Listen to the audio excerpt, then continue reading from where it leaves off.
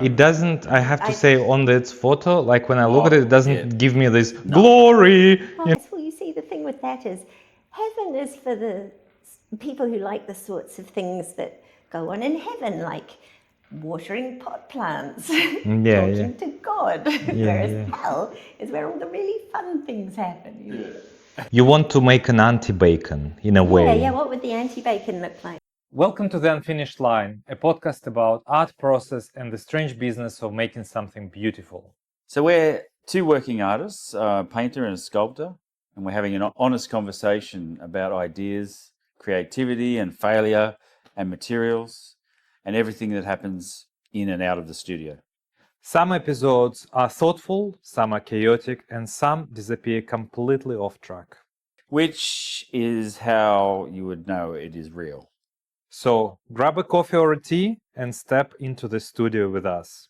And welcome to The Unfinished Line. Cheers. Cheers. Cheers. Cheers. To technology. Yeah, and to us. It took an hour to set Victory. things up. That was a bit We intense. got there. Welcome to the podcast. Oh, thank you. Welcome to The Unfinished Line. Yes. Did you- So, hello everybody. Oh, we've started. We are I was rolling, waiting for you yeah. to finish your Our- line. We are rolling. our We never guest finish star, our line. Guest artist, Sarah Davis. Hello. And so first guest for the podcast. I think you know each other for much longer than I do know any of you. So maybe you can tell a story how you first met and got to know about each other. Oh, that is quite a good story, actually. Yeah. Because When did we first meet? Life drawing? life drawing.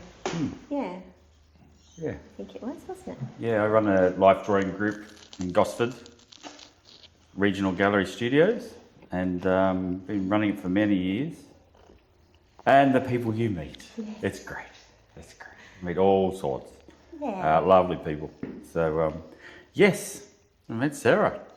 Yeah, and it was brilliant because, like, I think we'd not long moved up here and was sort of, wandering around in the wilderness, going, hello, is there anyone out there? Any culture? Yeah, and then turning up to life drawing was like a little breath of fresh air, walking and going. Oh, How many this is years ago amazing. was it? I don't even know. I've been terrible about going to life drawing too, so I kind of I'm really good at doing something consistently for a while and then just stopping for a year and a half for no apparent reason. So there've been big gaps. But by the sound of it, it's been years, many years ago, yeah? Well, we moved up here in 2013, so, and it was probably the year after that, was it? I think so. Yeah, and then it turned out that one of Russell's oldest friends, I was working as a children's book illustrator then, and she was a children's book author and designer, and kept hearing, they'd only just moved up here as well, and we ended up, I got my hair cut at the local hairdresser, which is something I desperately need to do again, because if I'd known that this was going to be video as well, might have done my hair. It's fine. But, and when you're getting your hair cut and the hairdresser's all like, so what do you do and how to do? And I was like, oh, I illustrate children's books. And she'd been in the day before doing exactly the same thing. And so, she came in the day after me, that's right. And then the hairdresser said, oh, I just met a children's book illustrator yesterday, sort of thing. And then you mentioned me to her and said that, oh, this illustrator's just, come to life drawing. And then she emailed me out of the blue and said, the universe is telling us we need to have a cup of coffee together. So we did, and it was a bit like a blind date. So she was one of my first friends here as well. So these nice little connections that you make. And we ended up working together at Walker Books for 5 years nearly. And yeah, so. No, it's the way of the creative world of the Central Coast. Yeah, the way of the small town. Word gets around, you end up, it's less than 6 degrees of separation on the coast. About 1 degree. Everyone knows someone somewhere. 0.5 of a degree. Everywhere. Yeah, but it is so nice when you find the people that you connect with. It's great. And then you also met Minka. You remember how you met Minka? Yeah. Minka is coming next week to the Well, to actually, the Russell introduced me to Minka as well. I think, well, actually didn't introduce me. I think you realised that Minka actually lived just up the hill from us, a few houses up, and said, "Oh, I know this really cool woman. You should look her up," you know, and sort of.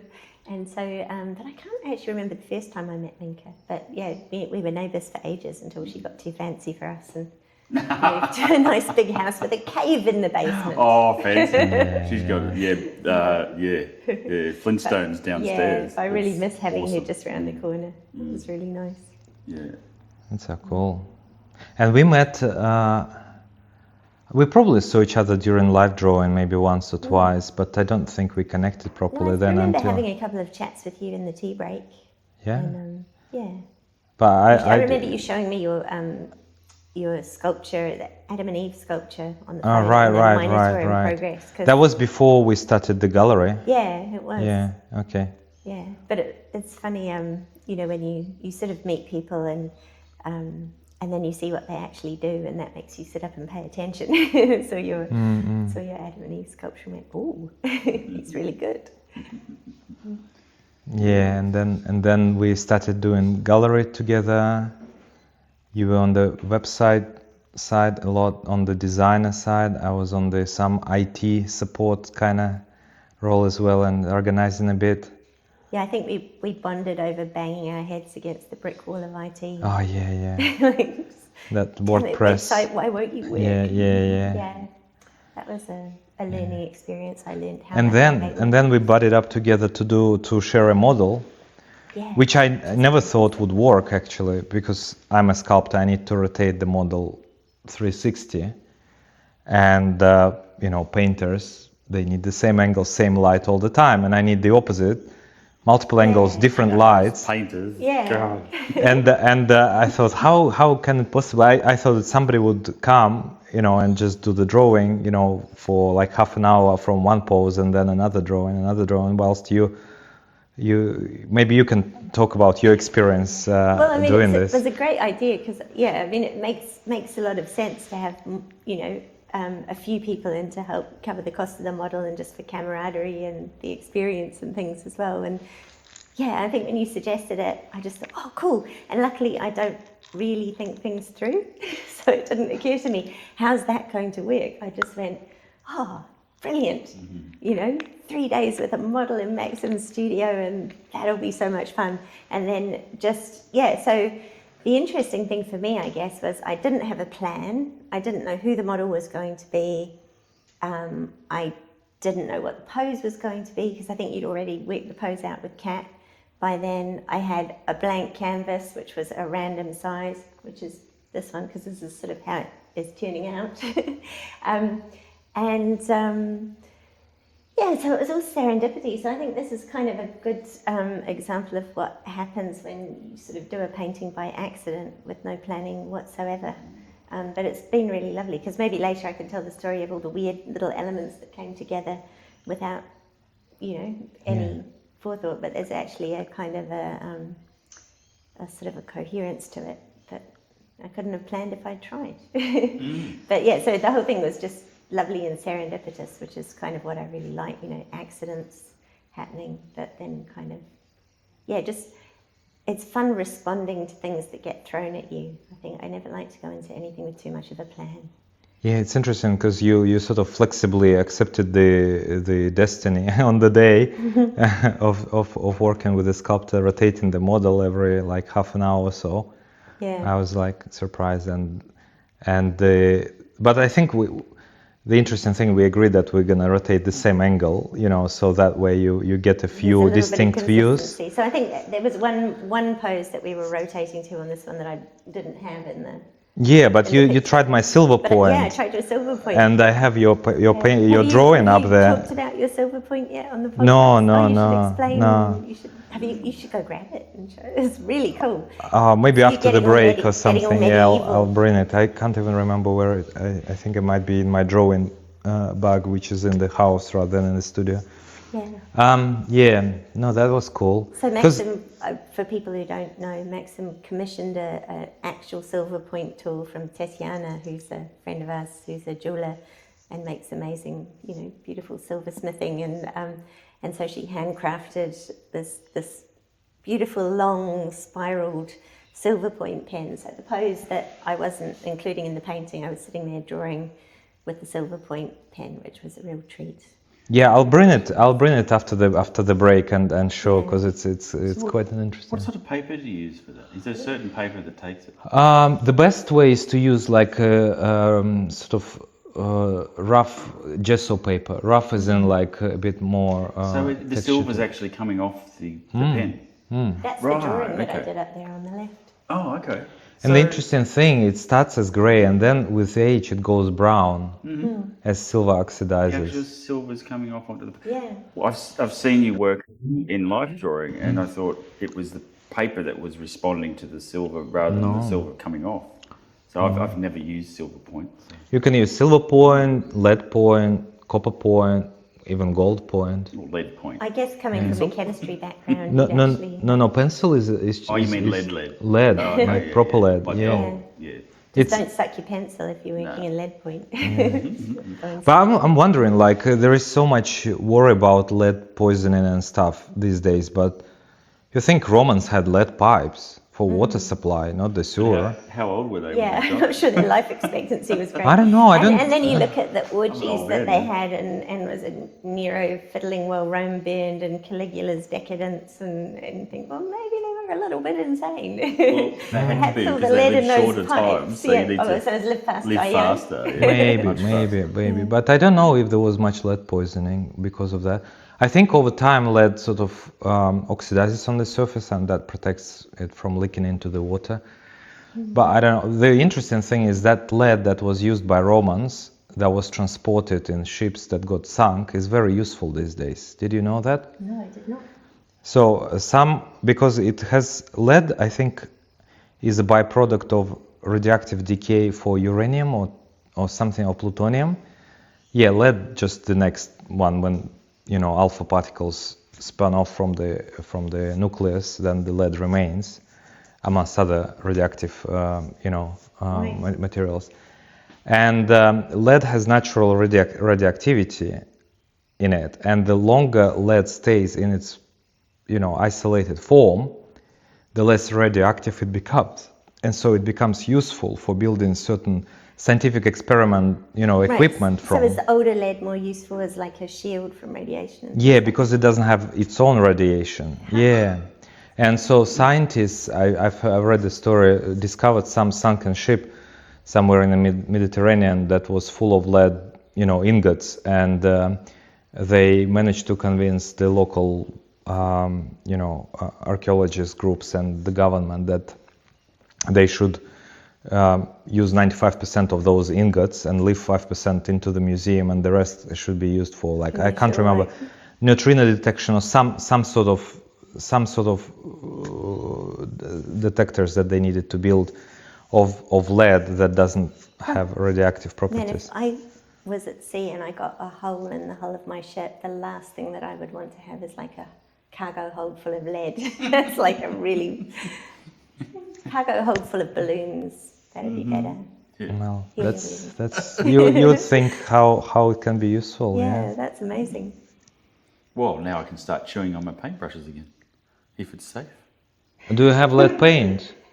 Yeah, the white titanium Flake in white. certain artist quality paint. No, titanium or lead white? No, there's titanium white now has elements of lead in it, if it's the artist quality. Really? Yeah, so Winsor & Newton, Palmal, and a whole bunch of others. There is flake white, they're selling it again, the original lead flake.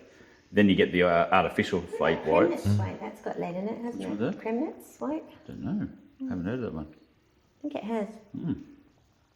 But I was in cadmium, the cadmiums too. So the cadmiums are interesting. So in oil paints, artist quality cadmiums. I've heard different stories, but I met a woman who was in hospital for 4 months with paint poisoning, oil paint. And so cadmiums apparently leak into your skin, go into your organs and stay there. But if you use the, say for instance in the Winsor & Newton, the Winton When it's called cadmium hue. hue, sort of it's got a chemical. hue after it, then it's not the actual cadmium, but it's still pretty good. But there's something about the pure cadmium that's just like, oh. Yeah. But replicate there's it. also vermilion the artist quality vermilion is a byproduct of mercury.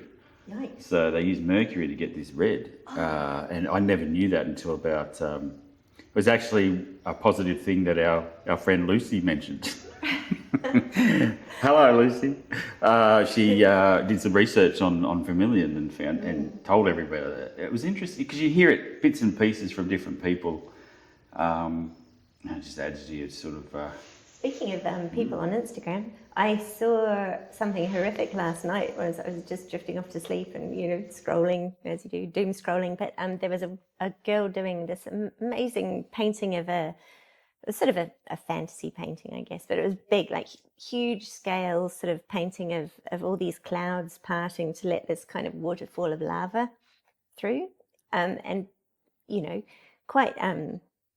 quite surreal and highly realistic and things, but her technique, because she had these beautifully manicured fingers, and her technique was to put the paint on with a brush and then smudge it all around with her fingers. Mm-hmm. And the canvas was like probably about 2 meters high by 1 meter wide. Wow. And so just her hands in the paint for I don't know how long, because it was really detailed, every tiny little billow of cloud. And you could see like all of the paint ingrained in like the creases of her skin and things. It was just going, oh my God. And the comments were just full of people going, you're going to die. Was she young? Please stop. Yeah, she was. I mean, judging by her hands, I don't know her profile. When you're young, you don't know you're going to die. No, you're bulletproof. But that's why you need strangers on Instagram to tell you you're going to die. Yeah, eat sandwiches, smoke cigarettes with paint. Yeah.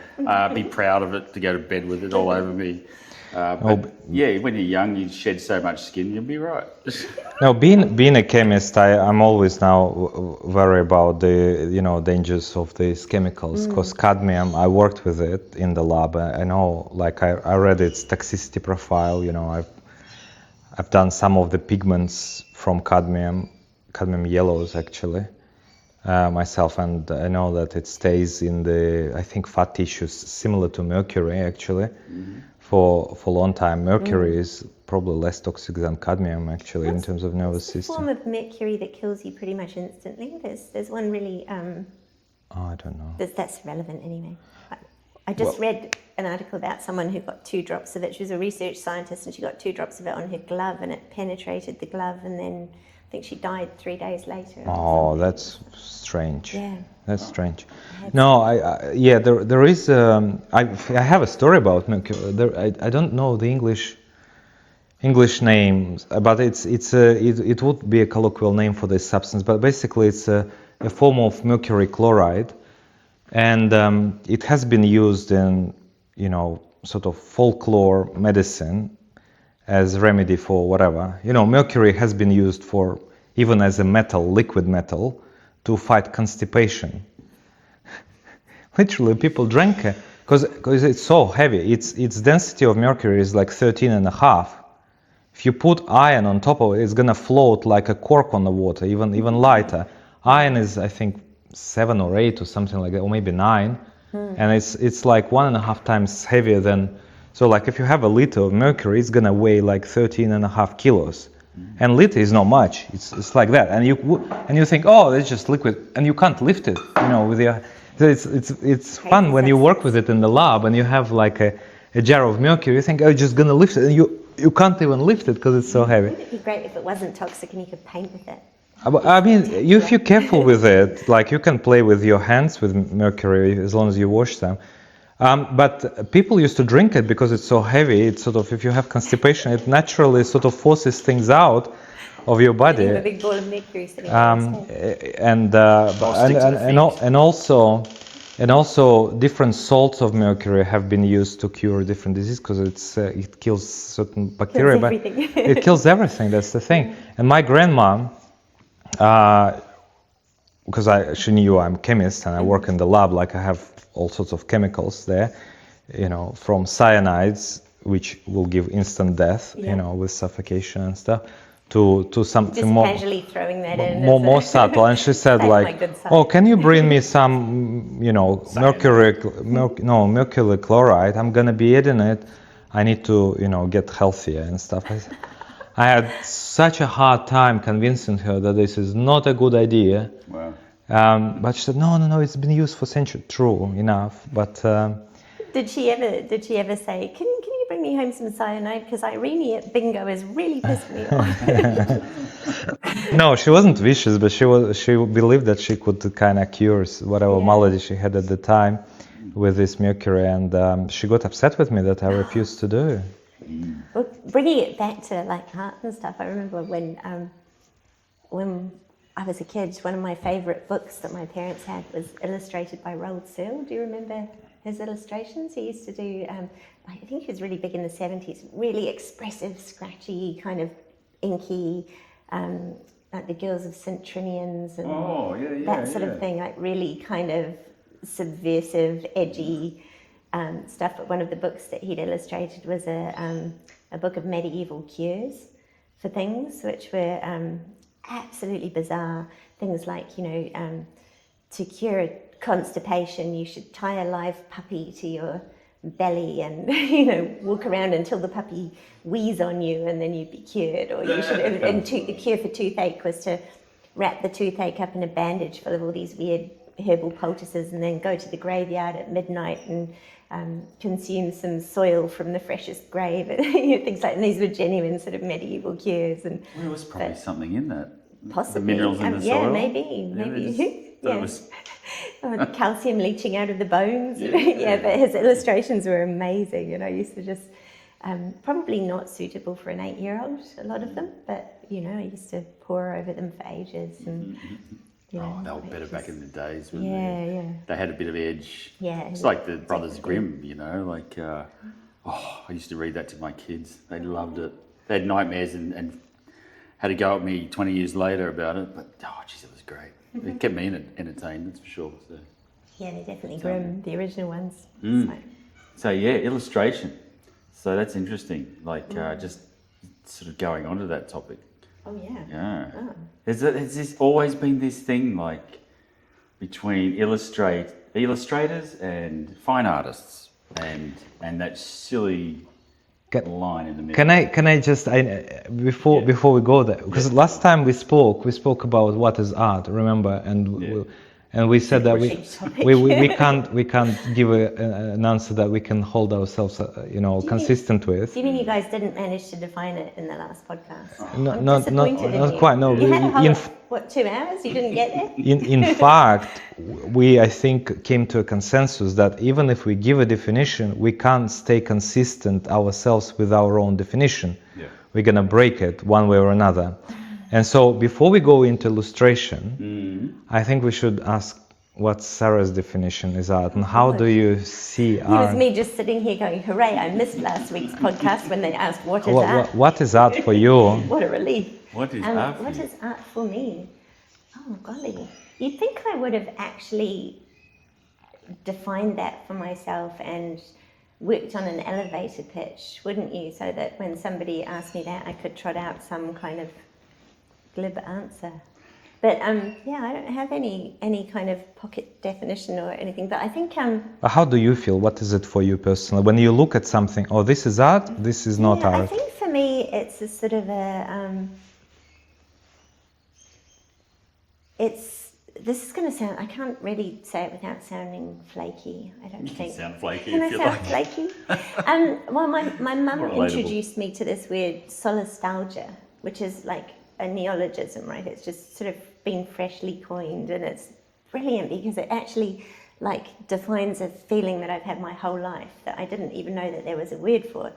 And it's a bit like nostalgia, but it's kind of feeling homesick for a place you've never been, or nostalgic for a life you never had, or a sort of a I think that's what it is. Or maybe I'm getting it wrong. See, this is the thing of talking off the cuff. I could be talking completely. It was either. That's the whole point of the podcast. It's all unfinished. And contradictory all the time. I'm pretty sure that's what it meant. But I think it was kind of a somehow the definition of solastalgia was also linked to the ecosystem and the environment. I can't remember because I sort of took what I wanted from it, which was that feeling of missing something that you you sort of know exists somewhere out there and is some kind of integral part of you or something that's really important to your existence. But it's not anything that you've ever had or that you could define or anything like that. And I think like art for me is something that makes me feel that when I see it, you know, and it could be anything. Like I don't have I know there's been this big controversy about Archibald Winner and, you know, especially compared to the Packing Room Prize, which is, you know, technically absolutely glorious and thematically glorious and emotionally glorious, and you know, and the winner is very pared down and very kind of, you know, not almost a naive sort of style and things, but to me they both hit the same spot. You know, like I don't think one style is better than another or one technique is better than another or anything, but you know, to me even though the winning portrait's really simple, it gives me that feeling like I like that woman makes direct eye contact and looks like she's about to talk to me, you know, like, and there's that connection and that sort of, that sense of how she holds herself in the world and, you know, what her environment is, and like, you just know who she is as a person, even though it's such a simple painting. And so I think, you know, I think that's what art is for me. It's anything that does that. Like, I think, like poetry, it's a sort of it's a way that we can say things that there actually aren't good words for, you know, like if you wanted to actually express that feeling in words, you know, it would take you a whole novel or a series of novels, or, you know, but you get it in an instant when you look at a particular picture and things. And I always remember like seeing a Rothko in person for the first time. You know, I did art history at school and all of that, and we, you know, we had these terrible colour reproductions of, you know, abstract art, and it's like, what's the point? You know, anyone can slap a square of colour on a painting and call it good, and, you know, and it's just having the chutzpah and the ego to kind of go, this is my art, and that's what carries it along. You know, it's sort of like an emperor has new clothes. No, not new clothes. He didn't have any new clothes. That was the problem. He had no clothes, and was starkest. The emperor has no clothes, sort of situation. Is what I thought when I was in high school, was like, this is just, everyone's too embarrassed to admit that it's crap, you know, sort of thing. And then I went to a gallery and I saw my first like Rothko painting, and I literally sat in front of it for half an hour and cried, you know, because I couldn't believe it. Like, it was something to do with the way I can't remember what its title was now, but it was sort of a brown field with a sort of blue, like sort of iridescent blue and then dark blue outline, and then these sort of really subtle shades of blue in amongst the brown. But there was something about the way that he'd set the colours up against each other that actually brought the whole thing to life. So the whole thing was animated. So if you sat there and looked at it, that central square was just moving and twisting and shifting in on itself, and, you know, and just alive. And it was the most incredible thing. And and then I could understand why they got him to to decorate the chapel, you know, those big frescoes on the chapel and things. And I got it. Would you then say that every person would have their own personal definition of art rather than a universal art definition that can be applied? I think everyone would have a different type of art that made them feel that way. But I think the definition of art is something that makes you feel that way. Yeah, you know, but definition of art applied from my perspective would be different, even if it is the same definition. Because my viewpoint, like Rothko, doesn't resonate with me. Like I've tried. No, but you have things that you look at and it gets you. Yeah, absolutely. Yeah, but Rothko, like in our sort of, you know, I sort of agree that art should give this feeling. It complements your soul in some way. Yeah, that's a perfect way to say it. You know, something that you didn't think that you needed a key for that hole, and then you found a perfect key that is complementary to the hole that you have, and then you feel this kind of synergy emerges while you're interacting with an artwork, and that gives the definition of art, although everyone has his own hole shaped in a particular way, and the artworks that complement it are not necessarily the same artworks that complement somebody else. I think that makes that's what makes art such a broad church, really, though, isn't it? Because, you know, like it's, you know, everybody's going to respond to different things, and there, you know, there's an audience out there for everything. Which also a good soil for religious wars. Yeah, absolutely. Because the keys are going to be different for different people. If we just agree that there is no definition and the keys are going to be different, then you can say, fine, my guy, you've got your key over there, you enjoy it, have a nice time with it. I'm going to be over here with my little thing that gives me pleasure, and, you know, Tolerate if each no other's one's way getting of hurt, seeing then, you know, by all means. Yeah, there wouldn't be have any at it. wars. There wouldn't be any polarisation. I mean, I There think would getting be- dogmatic about anything is Yeah. incredibly dangerous and one of humanity's least appealing characteristics. I have to make an admission. Yeah. Maybe as of 5 years ago and long period prior to that, I always thought that a definition of art should be more or less universal, as in descriptive, prescriptive enough so that everyone should be able to agree on what art is and isn't. Right. But in the last few years, I'm actually changing my perspective, and I think, what is my definition of art? And I want to be a little bit more precise than your definition, because I feel like I don't want to give myself so much freedom as to call everything art that moves me. You know, I sort of want to know, like I'm not there in terms of acceptance. Maybe it's my psychological evolution that still needs more time to get there, but I still feel like you I need... don't trust what moves you. Maybe you don't. No, I do. I just feel like, you know, being a scientist by training, I feel like I would like to add a little bit more precision and, you know, prescriptiveness into my definitions, I think. But it may fade as well with time. That's what makes you happy. Yeah, it may fade with time, as now I don't find the idea of having a definition that works for everyone exciting, as long as we agree that broadly it should be moving you. Yeah. Well, I think that is the universal definition. You know, it's kind of like, and then within that, everything's going to be, you know. What is the difference between, say, although there are similarities, art and mathematics? Like, mathematics has structural rules, although there are other variations, but you don't see wars against mathematicians, but you see wars against artists with their views. Like we were talking before about the polarized views of some artists, and it's almost, from what I see in my head, is sort of similar to religion and politics.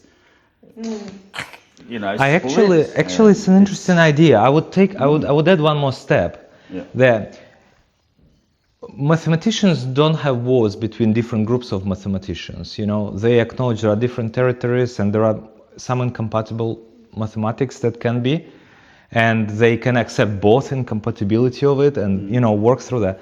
But when it comes to physics, for example, which is heavily based on mathematics, there are wars. Because you start interpreting things. Do you know what I think it comes down to, actually, is partly a scarcity of resources. I mean, that's what most wars start over as well, you know, and it's sort of a, you know, mathematicians or physicists will set up huge rivalries if one of them is getting published and getting funding and research grants and the other isn't. You know, and I think it's the same. I mean, I think the problem in that with art is there's no secure career path, there's no secure income. It ends up everyone kind of battling over scraps, so, you know, limping along as best they can. And the problem is everyone who's doing it is doing it because they're so obsessed with it they can't really do anything else, you know, and would be miserable doing anything else. So they're desperately trying to make it work. But then when you're in an environment where everyone's fighting over the same funding or the same, you know, holding out for some award that will get them noticed, which will mean they can sell their work, which will mean maybe they can survive doing this another few years, and, you know.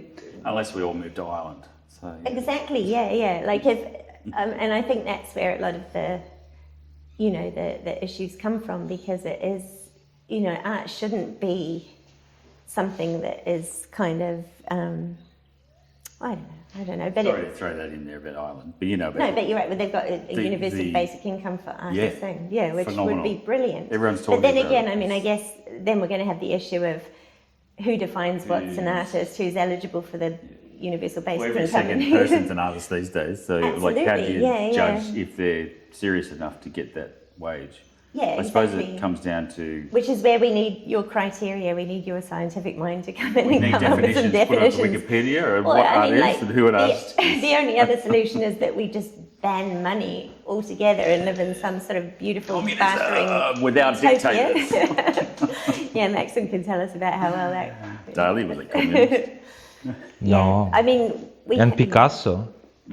Picasso was bribed by Soviet Union. He was taking money from the Soviet Union in suitcases Wow. from the embassy in Spain. Yeah, they were influencing a lot of politics through Picasso. Go back on that. He was carted through customs in a suitcase, you said? No, through the embassy, Russian He embassy. was. Sorry. I'm picturing Picasso. No. inside a He was suitcase. he was taking cash in He was short. suitcases Yeah. from the Russian Oh, embassy. Right. Wow. Like there is even like video So what were footage. they paying him for? Was he supposed to be like a cultural saboteur or Yeah, something? yeah, Like, what was his to role? disseminate this money amongst other, what Soviet Union called them useful idiots, know. The people on the West that condemned the West and had under the hood, political action against the West, in the name of propagating communism and stuff like that. So there were lots of people, especially in the United States. There were like people in the government that worked for Soviet Union that were actively sabotaging. I love the way you're using the past tense. Well, yeah. Now it's all legalized. Dare not say it now. You will be cancelled. But interesting. No, I think. Well, let's not go that down rabbit hole. Let's go to where I interrupted you with the definition. Well, okay. Just thought I'd bring that up because Sarah has worked in the illustrative realm for a long time, and personally, in the past, I say accused, but I don't say accused these days. But in the past, I felt accused of being an illustrator rather than a fine artist. And, these days, I embrace it because you've got these crossovers everywhere. So if you look at the basic definition that I have written down, AI's probably put it down. But, Illustrator creates something that's going to be mass-produced for a client, etc., etc. Fine art is done self-expression and put in a gallery. Sure, that's the basic definition. But if you're trying to judge it from an aesthetic point of view, it's impossible because you look at people like Sean Tan, you look James at some Jean. Mark Ryden, you look at Laurie Early, they just... Even some of the early ones like Yeah. Toulouse-Lautrec and, oh God, I can never remember. Norman his name. Lindsay, like they Norman Lindsay, yeah, is a really bagged good the hell out of example. him for so long, but he's considered one of Australia's greatest artists, America. And Oh no, Norman Lindsay. For some reason, I was thinking Norman Rockwell No, because he's not- another one. well, yeah, I mean, Rockwell, he and Norman they Lindsay see have him a lot as in common. an idol. Yeah. There was William Dobell was considered a caricaturist, in the Archibald.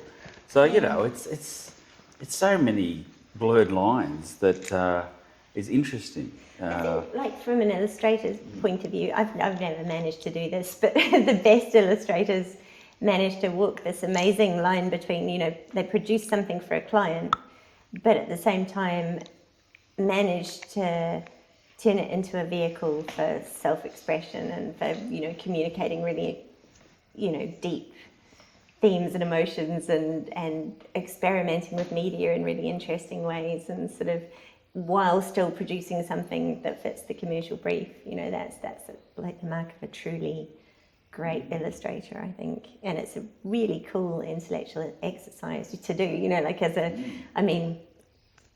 I think all artists sort of work within parameters. When they're working on something, they've got a sort of a set of parameters that are sort of governing where they're heading with it, and to me that sort of commercial side of it can just be another parameter, that makes it interesting and sort of distills down what you're doing. And with the best people, hardly anyone manages that. But Well, that cuts down the line even more. yeah. Yeah, it's amazing. Because I see someone like Sean Tan, for instance, like always considered to be an illustrator as one of Australia's greatest artists. I think. yeah, no the question. emotion he can stir in people from his images. Yeah, and how groundbreaking his work is. And did you see the? I'm just hopeless with remembering the names of things, and I can't remember what it's called now. I have it. I've read it many times. Do you know what it looks like? Yeah, it's a. Hang on, I'll do charades. Charades, yeah. A book. Yes, it's a book. One page? No, it's got more than one page. More than one page? No, it's he did this amazing book of we were talking about Grimm's fairy tales before, and it's so it's Grimm's fairy tales basically, like classic fairy tales, but he's done sculptural illustrations for each tale. So and so that way you open the pages and it becomes 3D. No, he illustrated it by creating a sculpture and then photographing it. Oh, right. Beautifully, and his sculptures are phenomenal. Like each one's just like really simple, kind of heavily sort of metaphorical, allegorical forms, and really powerful. Like, and we were talking about the photography that you got done of your platypuses and how awesome they were with the way that your photographer treated light and form and things. And yeah, it's the same in this. But so he's done a lot of really interesting kind of crossover experiments with media and things as well. I think he's awesome. That's interesting. Like, making something 2D from a 3D and then making it a successful image. Like, which comes down to photography and lighting, of course. To capture it. Yeah. I mean, speaking as a sculptor, when you sculpt, you look at the beauty from one angle, two angles, three angles, all over, and the perfect sculpture in the round would be the one that you can look from every angle and that's beautiful. So and that's not easy to achieve with a form, with especially like human form, where you can't really deviate much. You have to find a balance in each angle, and sometimes you decided the hand will go that way, and then from the side it just looks flat or boring or whatever, and then you can't. That's one thing that I like about painting. Last time we spoke with Russell, and he asked me a question: who is your favorite kind of? Oh, James Gleason. No, my favorite sculptor. I think you asked me. Sculptor? Yeah, the sculptor that is my idol, and I sort of gave an answer that it's easier for me to answer who is my painter like that than a sculptor, despite the fact that I'm a sculptor. Really, because in sculpture you can't create illusion as much as you can in painting. You can create a three-dimensional form, you can create character, vibe, and energy, atmosphere, but you can't do the sort of very subtle illusions like you would do in the painting, where, for example, you added this kind of misty stars or whatever I don't know what they are. Right? Yeah, those things like they add so much, and then by different people they would be interpreted probably differently, and would convey slightly. With sculpture is much harder. I wonder if this is a good point for me to talk about the weird serendipity of that, because that was really cool. I'm terrible at planning things.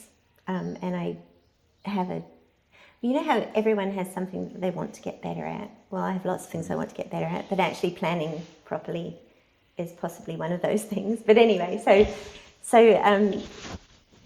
the cool thing, I can't remember what I said before, so I'm just going to say it all again. So, if you've heard it before, fast forward 5 seconds. But so when you asked me to come along and you'd pick the pose, and I didn't know who the model was. I'd never met Kat before.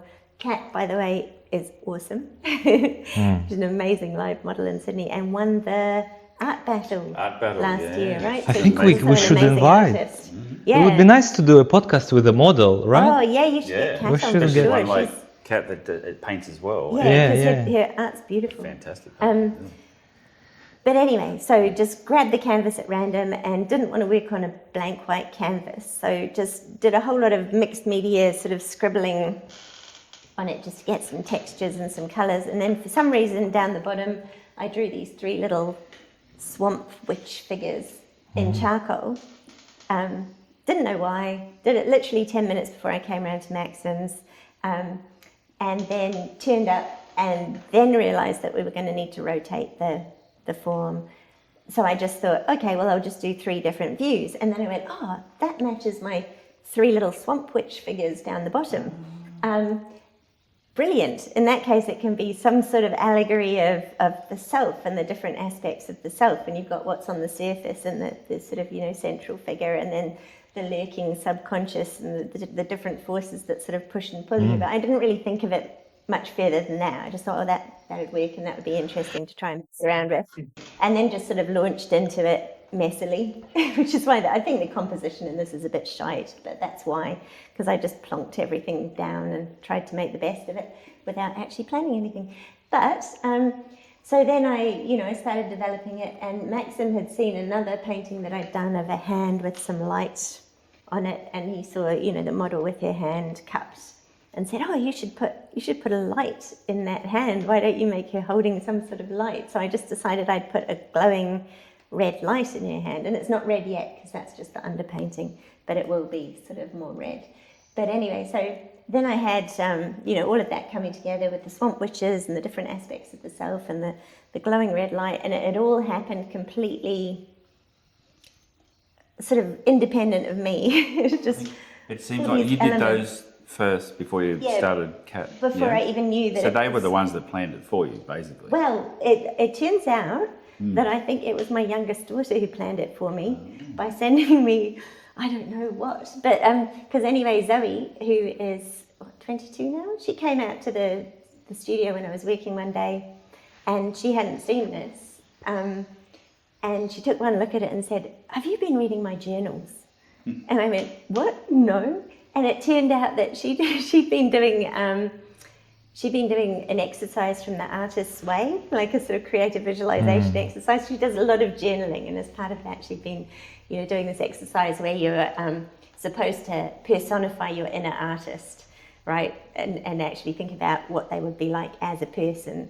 And she wasn't taking it too seriously, so she decided that her inner artist was this little twitchy French man called Gustave who lived in a lighthouse and was anxious about everything and stuff. But then she started thinking about it more seriously, just in terms of how you do kind of partition yourself and show different faces to different people and different, settings. And then she was thinking about how difficult she found it to process uncomfortable feelings like anger and envy and things like that. Like she didn't know what to do with them in her reality if she felt them, and so she personified the part of herself that managed those emotions, and she'd done heaps of journaling about it, and she'd written these amazing poems about her, and she'd personified her as a skeletal woman with long dark hair who lived in a swamp and had jade green skin, and she'd called her the keeper of the inky lagoon. So now that's the title of this painting. And one of the poems that she'd written about her, I wish I could remember it. If I wasn't filming on my phone, am I not? We're not. Oh no, we are. We're filming on my phone, so I can't read it. But it was something like, she said something about a red ember clutched to her sternum, and then it went, now she moves it up slowly up her torso, eyes wide, teeth clenched, in fearful humming. It is a hot oil on the cusp of scalding. So she even had the glowing light in the hand. Like that was where she personified the rage, was the red ember clutched to her sternum. And in the poem, a fly comes down and to investigate and just hisses into non-existence on this coal and things. So that all the elements in Zoe's poem were in the painting, but completely accidentally, because you thought of the light and the 3 figures just came from rotating the model. And I think that's what I love about it. And I think this ties back to what we were saying before about the definition of what is art. When I was talking about something that gives you that sort of feeling, is I think as humans we're really, really good at making meaning from things and from disparate elements. Like if you juxtapose 2 unlikely things, we've got these really clever little monkey minds that have just developed to solve problems and invent things. And so if you put two things next to each other, the human brain instantly starts going, you know, what's the implications of that? What does that mean? Why those two things? How are they interconnected? And I think I love that in art. But what if it is interconnected? What if my suggestion about the light wasn't quite accidental? Let's say it wasn't random. Yeah. And the poem and the journaling that your daughter did and your intuition towards creating the witches, you know, the same thing? yeah. What if there is something that, you know, makes this all connected in some way? Well, maybe that's what that thing that I was struggling to define, like at the beginning, is. You know, that feeling for, you know, that sort of edge towards something that you sort of know exists, but you can't name it, you can't define it, you've never seen it, you've never touched it, but somehow you know you want it or you need it or it means something to you, you know. And maybe it's the universal hive mind, or who knows. But Zoe's journal pages predate the painting, so if anything, I was picking up on. That's why you're not selling this piece, because she will get 80%. I was gonna ask. Exactly. So you, because it's so personal for you don't want to sell it, or what's the reason you don't want to sell it? Well, that's it. Well, I mean, I have this massive imposter syndrome, which I think we all, you know, struggle with. So part of the reason I never want to sell things is like, who'd pay for that, you know? But it's not that. It's more like honestly, this is the first actual painting I've ever really done. Like, you know, that wasn't done for some commercial project. But the hands, your series of hands. Yeah, the hands were just but I've only really recently started trying to do my own work, and I actually don't know what took me so long. Well, actually, no, I do know what took me so long, which I can tell you about in a minute if you want. But yeah, so I've just started, you know, exploring and experimenting and thinking about what my own work might look like, and I was paralysed for a long time. Like I just couldn't start. I had a real fear of starting, and I kept finding all these ways to procrastinate without realising that that's what I was doing. So I was thinking, oh yeah, I really want to paint, but first I've got to set up my space, and I've got to work out, you know, where all my paints are and what I need to buy and get all the equipment. And then suddenly the garden needs attention. Oh, the garden's got to be all that sort of thing. But then I just suddenly one day, I don't know what snapped, but I realised that I'd just been spinning my wheels like that for ages. And I thought, or I could just bloody start, and then everything will find its place as I work with it, which hadn't occurred to me. I thought I had to. And there I nudged you to come to the studio and share the burden of the costs of the model. Right. Yeah, but I had started before that. But so I'm doing like a little series of just paintings of my hands, really, but kind of allegorical. I'm calling it. This is sort of a self-portrait, really. The whole collection of my hand paintings will be the self-portrait, and each one's kind of a different facet of me. So I'm calling it self-portrait with neuroses. Yes. So you can look at each hand portrait and decide what that neuroses is that I'm illustrating. But and those were they're just tiny. And the reason I started with those was because I thought I've just got to start.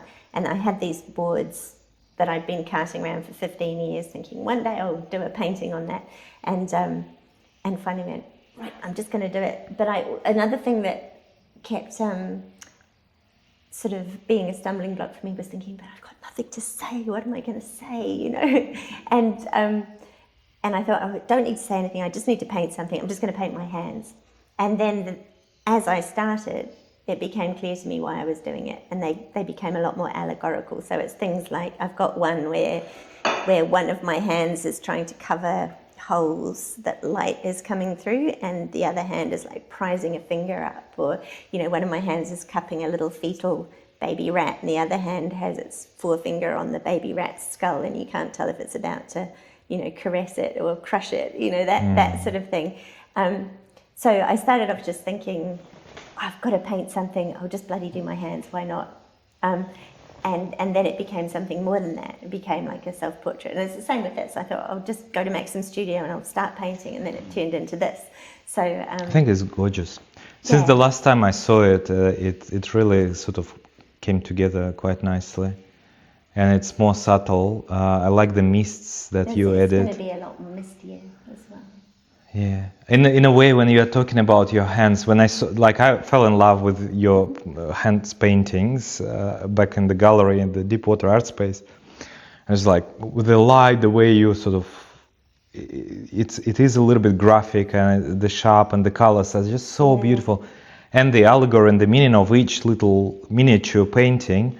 It has, as you described, with the embryonic mouse or a bird, or I think it was spider webs. Yeah, and there's one where they're all tangled yeah, up in yeah, cobwebs and the spider hanging off. candle, or just the light coming out of the finger. I can't remember what Yeah, it that's was. the one where I'm holding. Yeah. This is so beautiful. And now you're saying you wanna put them together and paint a portrait over.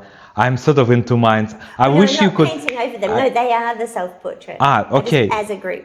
All right, Yeah, so you're not gonna do another layer. Okay, No, okay. Because I was thinking, what would be great if, like, you can do like that, you clone it, and then you experiment, like on another copy. That'd be great. Yeah. But I guess my point from that whole diatribe is, like, you just have to start. Just bloody start. And you don't have to know what you're trying to say, which is that whole plugging into something else. Like, as you start, it sort of comes to you a lot of the time, I find. I think everyone has a lot to say. We're just scared of being judged. Trying to have it all worked out before you start working is the enemy. Yeah, it really is. So that's why you get all these artists talk about different ways of plugging in, like to extremes. Like Brett Wilde, would take any drug you could find to plug in and get as far away from himself as possible and take in what was coming from the universe or whatever it was. Everyone's got different ways of plugging in, and I think just by doing it is when all the things start to happen. Yeah. Concepts start to emerge, subconscious takes over. If you can sort of let the subconscious go a bit and then sort of control it a bit, you've got this. Yeah, you're steering the ship. It does work in the commercial field too, because like one of my favourite bits of advice from a publisher when I was illustrating children's books was like, I won't say which publisher, one of my favourites, but I sent off, like, I did some sample finals for a book, like all the roughs had been approved, and then I was like, right, I'll get into the finals, and I had an idea of the sort of technique I wanted to use, and I sent these sample finals off, and she said, they're too tight, like they're too pretty and they're too clean, and this is this book needs to be more chaotic. And so I sort of went, okay then, and went off and tried to loosen up, which is something I'm really bad at. Like, I do tend to noodle over details too much and not be loose enough. And so I tried for like 2 or 3 days, and just like, and I said, I can't do it. And she said, oh, just go and have a couple of glasses of gin and see how you feel. So I did, and that was brilliant. And I was like, la, loosened up, got the thing, and... I can't drink. No, when I it don't. When it comes to visual art, like if I start drinking, I bring out the guitar. But, people say, have a glass of wine at life drawing. I can't do it. Some people Not can, unless some you bring people your can't. guitar as well. That's a personal thing, but no, I don't drink either unless unless you need to. Unless I'm out with like socialising occasionally, but no, I wouldn't. But I think I steer clear of it because I think I've probably got an addictive personality, and I don't want to. Gin. Yeah. We've had great times with gin, haven't we? Yeah. And I got on the drums that night, didn't I? Yeah. Oh, you did, rather. You should do that again. Which night was it? Well, you can come to the next years one. Ago, it was, I was over at Sarah's, and there was a bunch of people, including a drummer from a well-known Australian band. And he was the reason I was late today, because they turned up unexpectedly at my house. You weren't that late. And and I said, I didn't bring anything to drink. Sarah said, well, something I've cooked up earlier. Pulls out a bottle of Blue Sapphire from beneath the kitchen cupboard, and there we go. That was great. Drums, guitars, singing wildly. But no painting. So painting for me, wrong part of the brain. So Interesting, isn't it? I don't think. Do you know any artists that reliably were able to create artworks while intoxicated? Jackson So Pollock, many of them. he used to drink, but that's almost a prerequisite. that's like music anyway. So Jackson Pollock doing his. I think was right? baked most of the time. No. I know about Bacon because he's my favorite artist. One of my mind. I've read a few biographies of him. So he drank routinely, on schedule, every day, champagne and oysters, dozens of oysters, and probably No wonder his dozens of paintings are champagne. so dyspeptic. You probably But mercury poisoning out of it. but he would go home, sleep, and at 6 in the morning or thereabouts, he would be in his studio on the way there. So he painted on a hangover with oyster nausea. Yeah, Like, every that morning. explains a lot about his aesthetic, I've got to say. Yeah. Maybe that's why he was so, That's why all of his paintings like Yeah. Wow. But he didn't paint drunk. His Neither studio, Lucian have Freud. you seen pictures of Bacon's studio? I've seen. Oh, Yeah. yes. It's like sedimentary layers of that look like that's look like. Imagine like if my he was a bed. sculptor. There would be no space for anyone to stand. There was no space for anyone to stand anyway. Well, but it took years to build that archaeological layers inside his True. studio. Like if you're a sculptor, you just need a week In a if you don't day, clean yeah. up. Yeah, you can create that mess. Like, yeah. But I think maybe I could do with a bit. What do you like about Bacon? Oh, I am secretly really drawn to the darkness. Well, not even that secretly, but I think he just. I think it's that kind of like anything, whether it's literature, music, or art, like anything that hints at a bigger story or a bigger universe, or is amazing. Like the really good novels are the ones where there's the sort of the main plot and the main characters, but at every point there's these little sub-stories that branch off, and these other worlds, and you can tell that there's like when you have a dream, and you can wake up and you can tell people what happened in the dream, but you can never quite articulate the meta-narrative of the dream. That there was a bigger world and it all made sense within that If you try to world. explain it, they fall asleep. They fall asleep, or you just can't quite pin it down. I think Bacon's work does that for me. There's a kind of a his sort of figures hint at a kind of a psychological state that Quite in reality, they're sort of shifting a bit from. Yeah, it's more like if you could peer into, or if really troubled people or people with really complex minds or complex backgrounds, if they appeared physically, like if their physical self shifted to take on their psyche, I think that's what it would look like. Yeah, right. I think that's how they'd manifest. Yeah. in reality. He painted It's like his shadow or the world's shadow. the shadow already. self, and really kind of like whoever he was painting, it's almost like he stripped away their physical body and just painted the raw psyche, and it's that kind of so that sense of and also a sense of like H.P. Lovecraft's kind of Cthulhu universe with all the elder gods that are hanging out there oblivious to mortals, and it's that sort of sense of some bigger universe in which that figure exists and makes sense. And it's interesting. I think a lot of people know of Bacon, Francis Bacon, the painter, and there is this kind of English tradition, although he's Irish, and he wouldn't agree to call him English because of the obvious historical reason. But say English-Irish culture of the darkness and sort of this kind of shadow narrative that comes out through the arts in quite a few artists of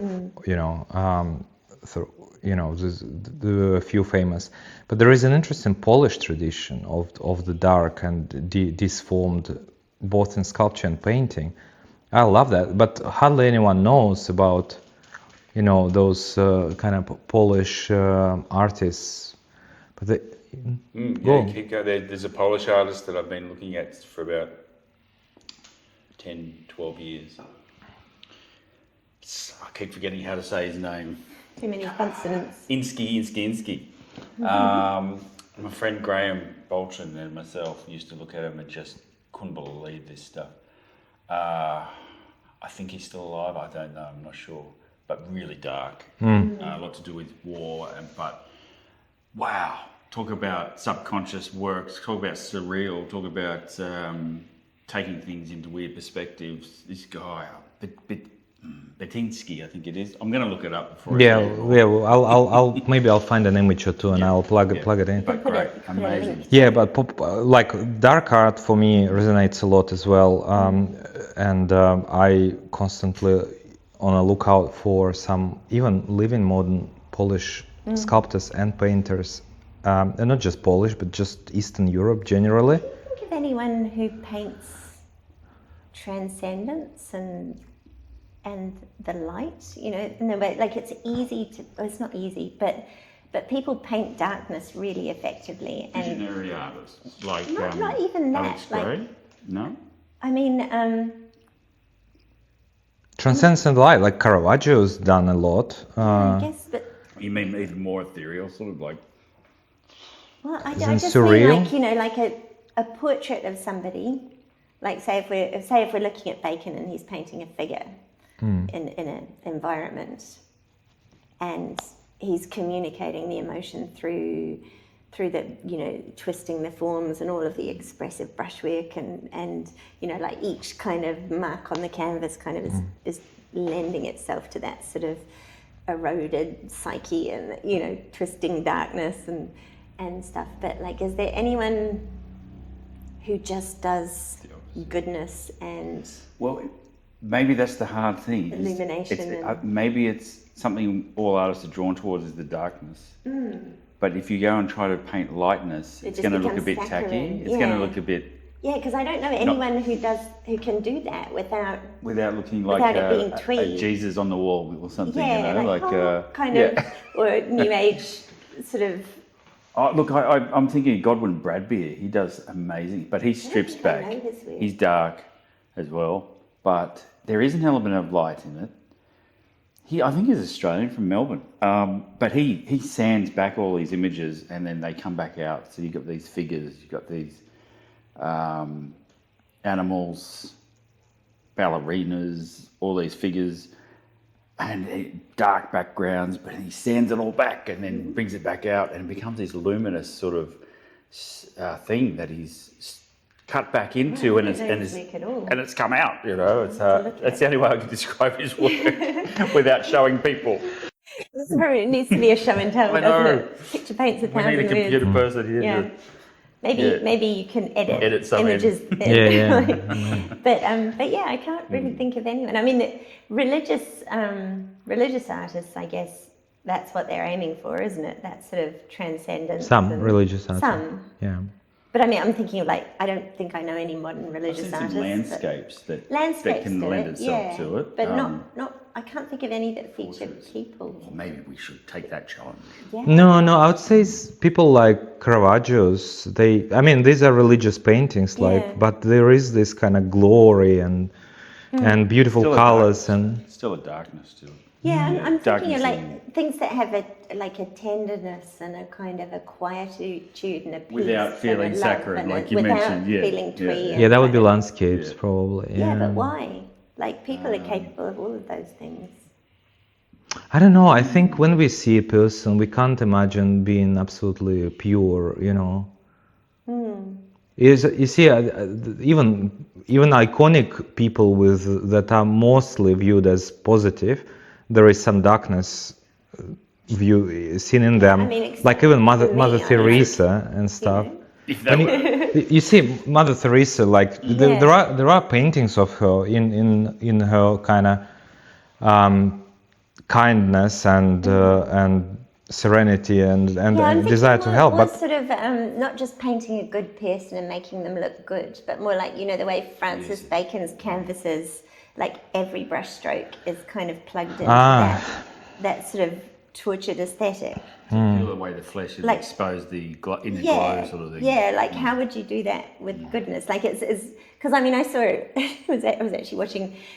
I think there's a British portrait artist of the year. I was watching it with my mum and dad last time I was visiting them, and I think the winner got to paint Jane Goodall and did this beautiful portrait of Jane Goodall, and you know her eyes were just glowing, you know, just this gentleness and warmth, and it was a lovely portrait, but it it was a classic portrait, and I'm thinking more that sort of interpretive, expressive, where every brushstroke is kind of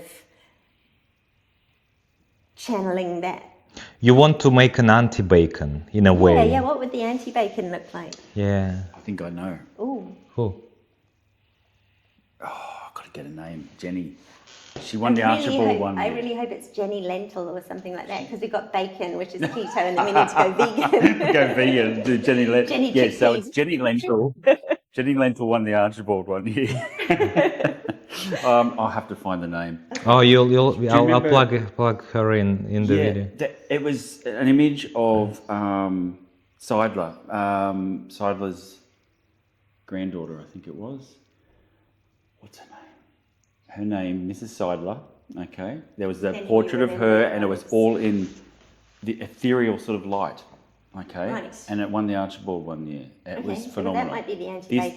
This artist paints like that all the time with this light. Lovely. I think that's the one. Yeah. The anti. Yeah, we might have found the anti-Bacon. The anti-Bacon. Quest is over. I'm going to find the name. Yeah. Keep it talking amongst yourselves while I Right. get my phone. You're going to Sounds go good. use the Google Yeah. machine. Hooray for the Google But machine. would it be so powerful? You see, we discussed at some point, how important to have the lights and the darkness in the same painting, so you can juxtapose one against another. But maybe it works in more than one dimension. Besides the color and the tone and the value, you also maybe need lights and darkness, in an artwork from the emotional side. I wonder if it's what I was talking about before with, like our monkey minds and how we love to solve problems and things like maybe in a really positive painting there's nothing left to solve. Like it's presented as if it's perfectly transcendent and at peace and it's all joy and love and light, then it's solved, right? So maybe we need, like maybe we kind of are drawn towards darkness in art because it's sort of that way it sets up a sense that there's still issues that need to be worked through and some things unresolved and some things left for us to plug our minds into and kind of try and make sense of. And I would generalize it even bigger, maybe a bit more philosophical. Getting onto Carl Jung, the archetypes. yeah, All the archetypes have the dark element or the negative side of the story. It's otherwise they just don't work.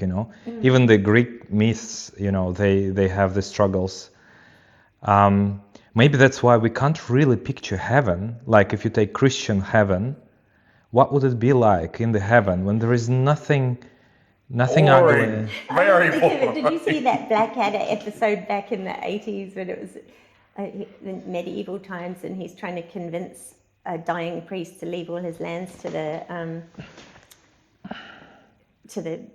king, to the crown and not to the church, and the priest is worried he's going to go to hell, and Blackadder's saying, yes, well, you see, the thing with that is heaven is for the people who like the sorts of things that go on in heaven, like watering pot plants, talking to God, whereas hell is where all the really fun things happen.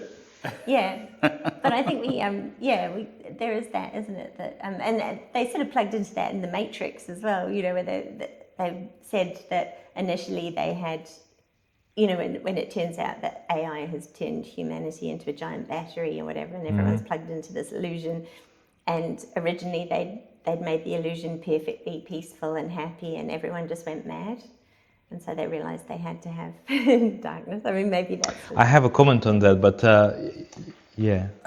Fiona Lowry Let's have a did look. painting of Penelope Seidler. Oof, no, that's a powerful painting, but it's not. It When has you darkness when in you it. see it in the flesh, Beautiful. though, and I've seen other ones she's done, Pretty luminous. they have a luminosity about them that is... But it's still it's- a it's- very classical figure.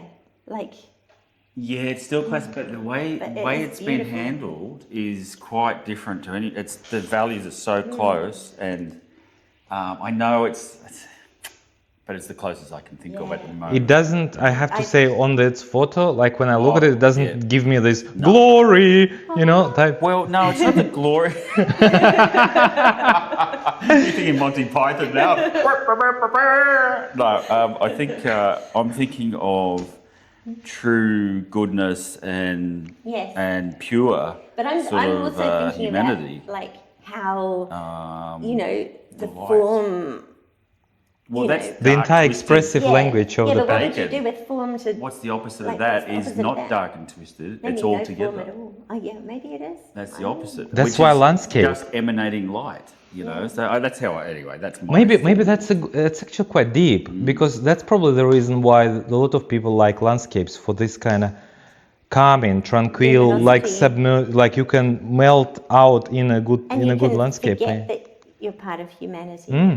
It's this transcendent. You kind of break out of your own skin and sort of disappear there. It's in a way the meditative kind of experience Yeah, when that's people true. meditate. Maybe that can be that, like, because once you put a human in there, It's Then you- confronting yeah. almost. it's you have to have a dialogue. You can't just ignore it, even if it's just a painting. You need to interact in some way. Whilst if it is just sort of benign nature, then you sort of let yourself out there and almost like a I think meditation. that's probably one of the reasons why I always end up drawing, like wanting to depict people, because of that sort of narrative. I guess that's why I started off with illustration, is because I'm kind of addicted to that sort of narrative quality, which, like you said, if you've got a person in there, then that automatically happens. It sort of becomes a storytelling thing. Yeah, it's like I suppose figurative artists, visual 2D artists are more like sculptors that work in the classic, because we like to manipulate to make someone or something exist that hadn't existed before, even if it's based on a representative That's what's so person. addictive about It is. It's like this. They're emerging, It's And it's it's a buzz. a challenge to see how effectively you can get them to emerge. And like with paint, it's no matter what sort of way you attack it, I don't know how I'm going to say this, but sometimes brushstrokes can really create the personality. So whether it's rough or if it's like a Lucian Freud, or it's a bit more controlled, or it's highly rendered, like it all creates something new as part of their personality. Like you could take the same subject, and if you handled it in a different way with a slightly different technique, it would tell a totally different story. Like this Fiona Lowry, she stripped away all the flesh and just had this emanating light in this monotone, but with this sort of fuzziness about it that gives you that spirit sort of feel. You could really change it. I don't know. Anyway, that was my thought on that. So. While reflecting on your thought, I forgot what I wanted to say. I wanted to respond something. I thought, that would be quite interesting to talk about, and now I forgot what. None of us can think of anything interesting. Maybe we should take a small break and to toilet and stuff, and then come back in a few minutes with a fresh cup of warm tea. Cheers. Thank you. Well, I have one more question for you. Good. What's next? What's next? Do you think you were working as a graphic designer for many years, more than a decade, right? 15 years, I think. Yeah. And you had then a bit of a block Illustrator. of making your own art for some time, and you overcome this block and And I think I've been thinking about what the block was, too, and I sort of partly think it was because I had children, and if I'd gone off into the vortex of doing my own work, I know some people manage to navigate it beautifully, but I think I would have been an absolutely crappy parent if I'd done that. Like, because I do get a bit obsessional, and I'm finding now that I've given myself leave to do it. It's all I can think about, and the rest of my life is becoming a dumpster fire. And I was a little bit like that with, not literally a dumpster fire, it's fine. It's but just things like yard maintenance, etc. all of that, all of the mechanics of life are just like, and if I'd had to actually remember to feed small humans and the chickens. Oh, the chickens basically fend for themselves. Well, they don't. I mean, the chickens are fine. I have to put new feed in their feeder like once every couple of weeks, and that's it. Just that kind of thing where you just need the space and time a little bit to to actually work out what you're all about as well, which is hard to do when you've got little people who are dependent on you. Like, it's just tough. Yeah. And but yeah, what's next anyway? Can I I just guess, come back on that before you say they yeah. suck the life out of you?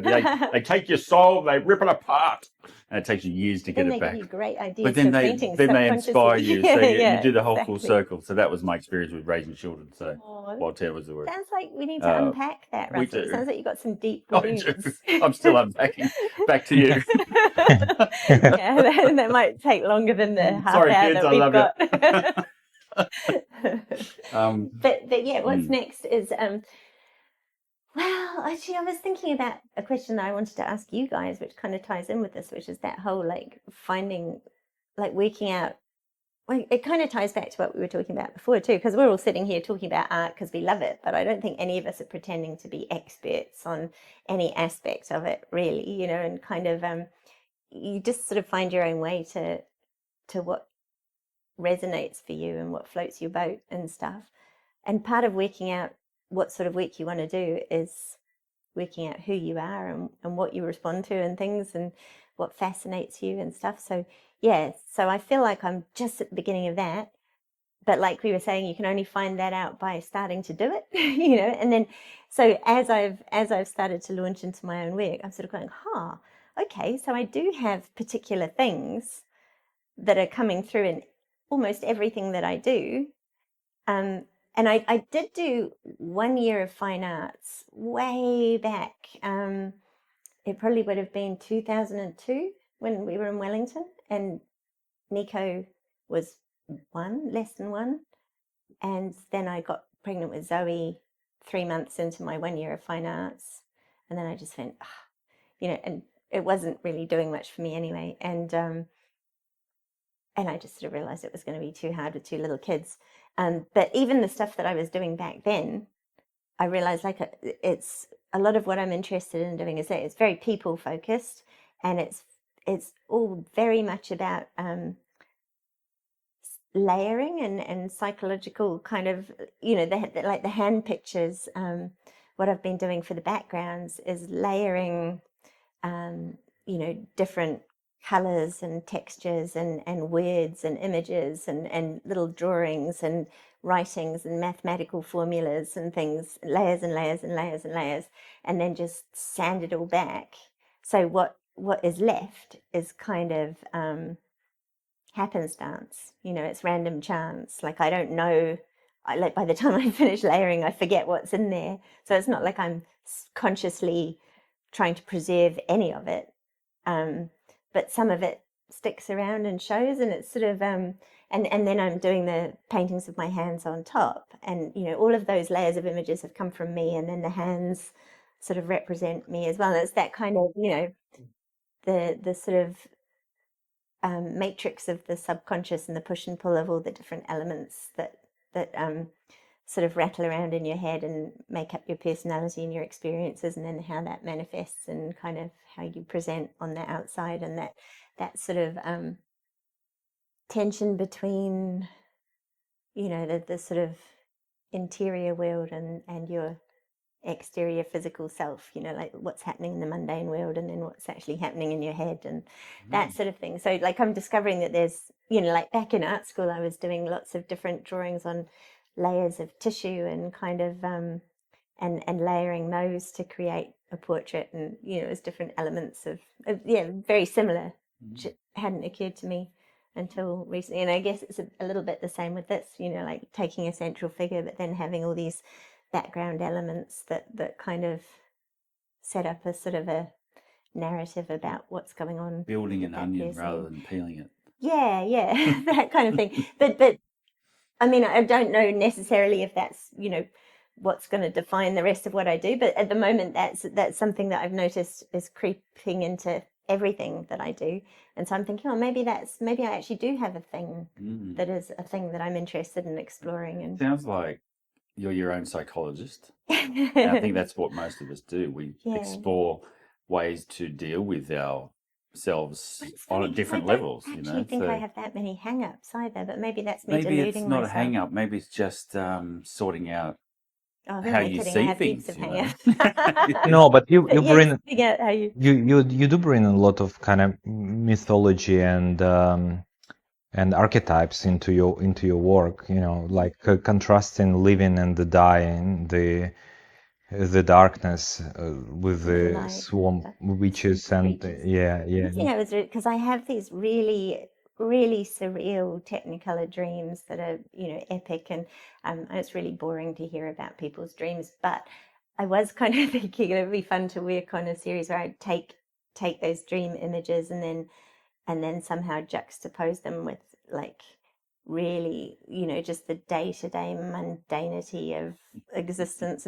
But I want to get a lot more subtle with it. Like at the moment I feel like I'm doing it very clumsily, and I'd like to be able to do it, like Bacon does, just with a brush stroke, and it just hits you right there and makes you feel a thing. But I can't do that yet. I'm just noodling, and I don't know if I'll ever be able to, but it's kind of nice to.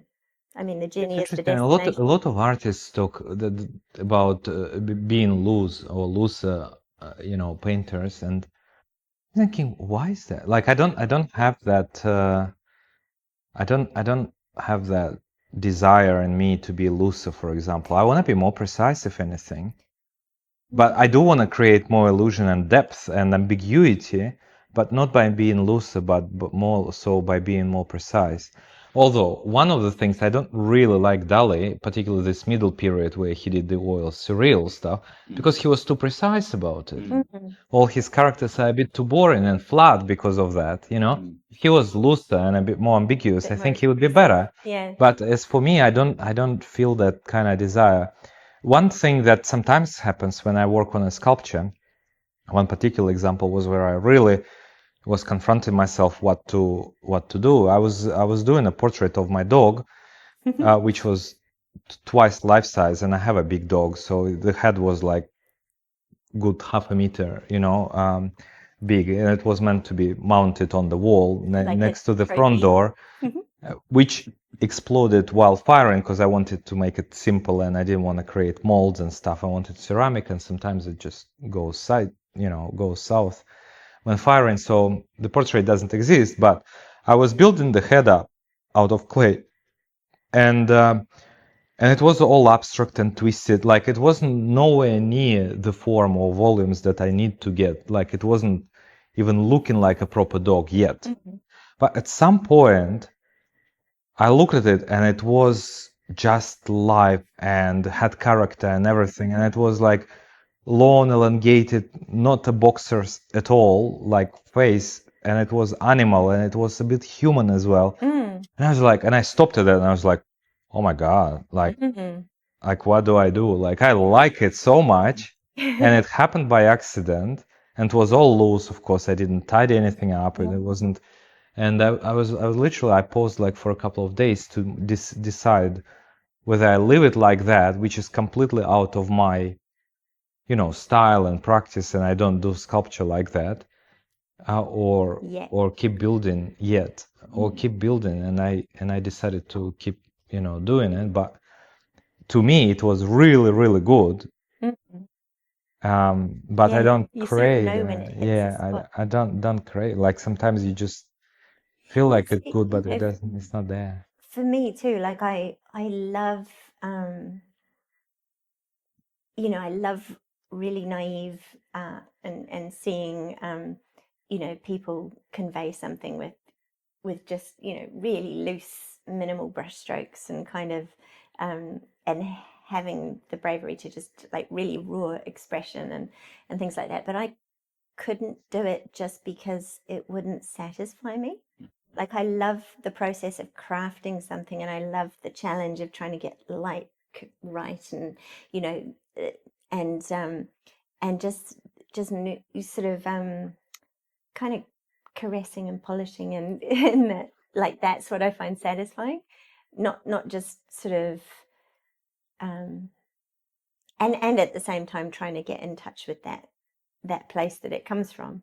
And I think all the caressing and polishing and noodling get in the way of that. Like I think sometimes if you can work a lot more with a lot more immediacy and rawness and things, then it does convey like inarguably conveys a whole lot of sort of energy and raw emotion and kind of that I really envy. But at the same time, I wouldn't find the process satisfying. That's it. It Yeah. comes down to pleasing yourself. Yeah. And stuff what everyone else thinks.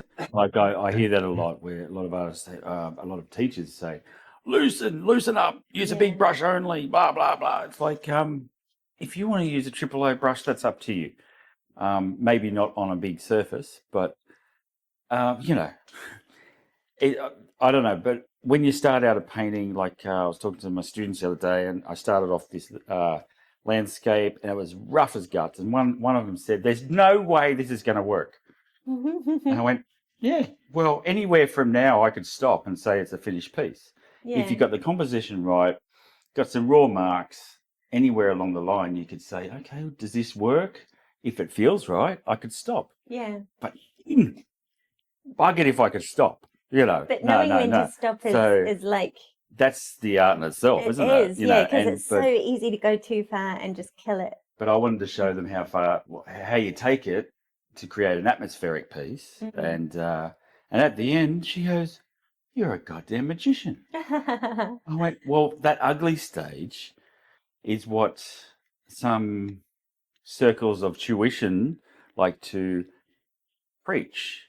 This is what art is, the ugly only, you know. And this is what some people argue about, is that there's no more beauty because the ugly is being pushed. But sometimes you can get the crossover, or the beauty can be ugly. Room for the ugly all as well, you know. Absolutely. Like, I mean, I don't know why people always. It reminds me of, you know, like when I mean, this is not art related at all, and it's a really boring example, but when they suddenly decided that they weren't going to teach phonetics in schools anymore, and so, or, you know, that it had to be all context related, so kids would learn words from context, and there was no more sounding out the words, and you know, that sort of thing. And so, well, this happened. This is what happened in New Zealand anyway. I don't know if it was here, but so then the whole education system pendulumed over there. There was no more teaching phonetics, no more sounding things out. Kids were totally expected to work out words from context, and it failed, obviously, and literacy rates plummeted. And, you know, but it's just that kind of, people have this real all or nothing approach, because obviously a well-balanced approach to reading takes in both phonetics and context. You know, that's how we make meaning. And, you know, but I find that happens in pretty much every area of human. People go, right, now it's not that thing anymore, it's this thing, and then it's all that thing. Well, here is my smart-ass remark on that education thing. They fixed the problem by lowering the grade standards, and they started grading everyone up, you know.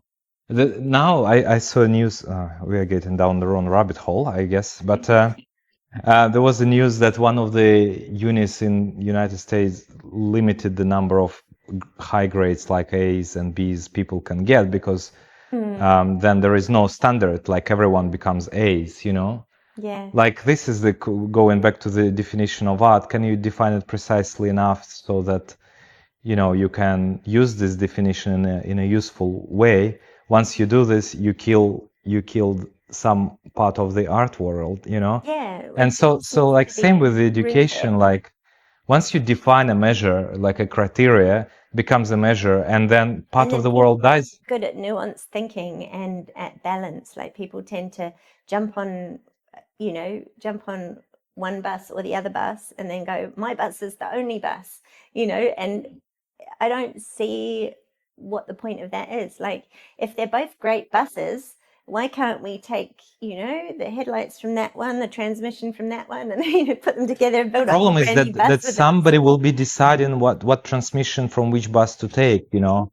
Yeah, I guess so. But my analogy is the dance floor, right? You get on the dance floor and see someone dancing like a mad freak, and then the other one's dancing like a wild, funkanaut. Like, so be it. It's an expression of the self. It's a movement. It's something that satisfies yourself.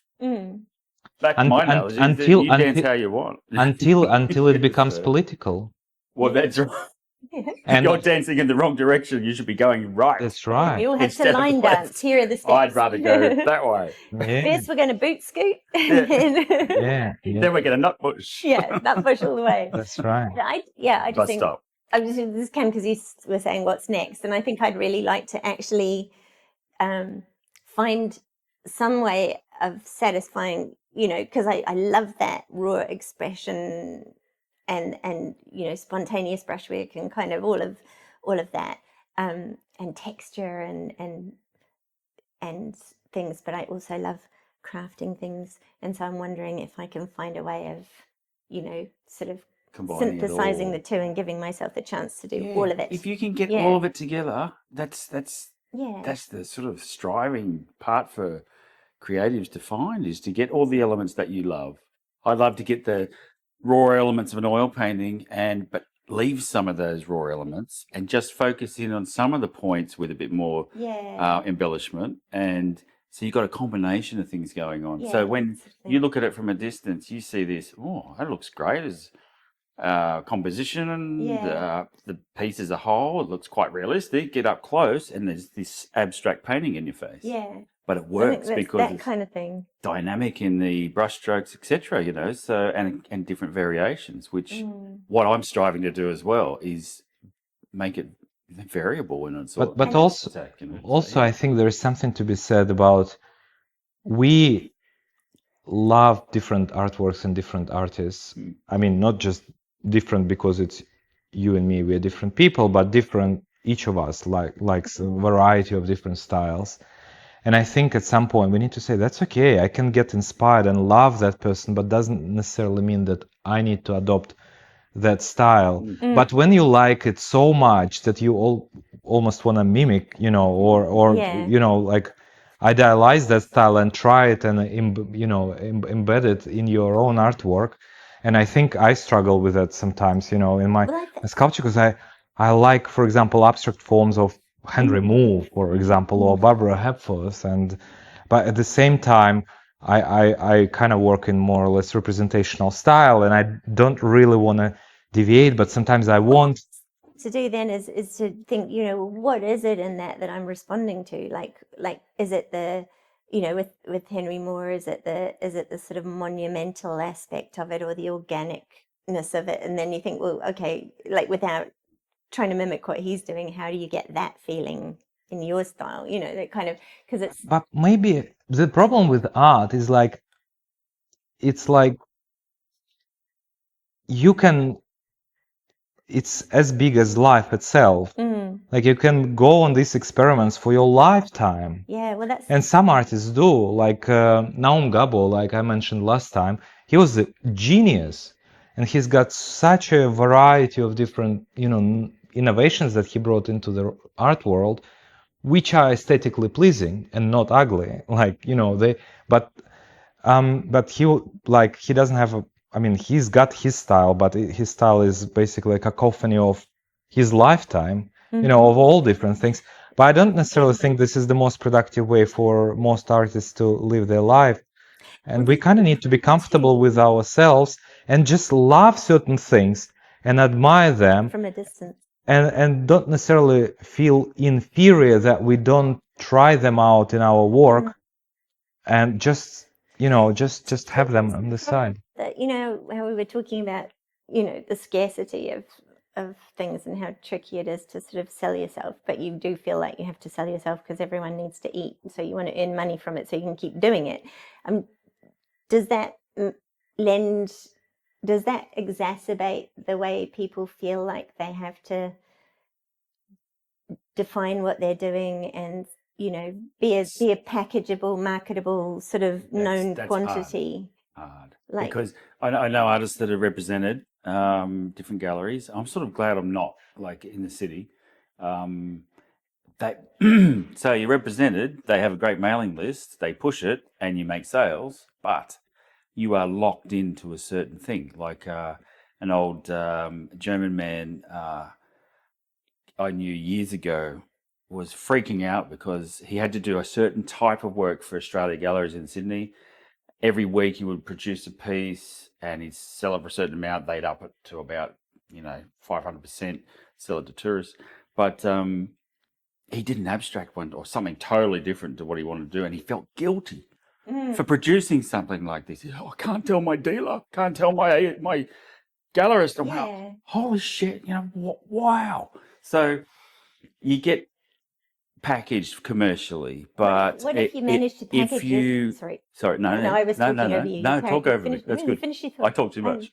Interrupting chicken. No, you thought. Do you remember what you were saying? Yes. Go on. Yeah. So the danger is thinking about that either before or while you're painting or creating. It can totally destroy you.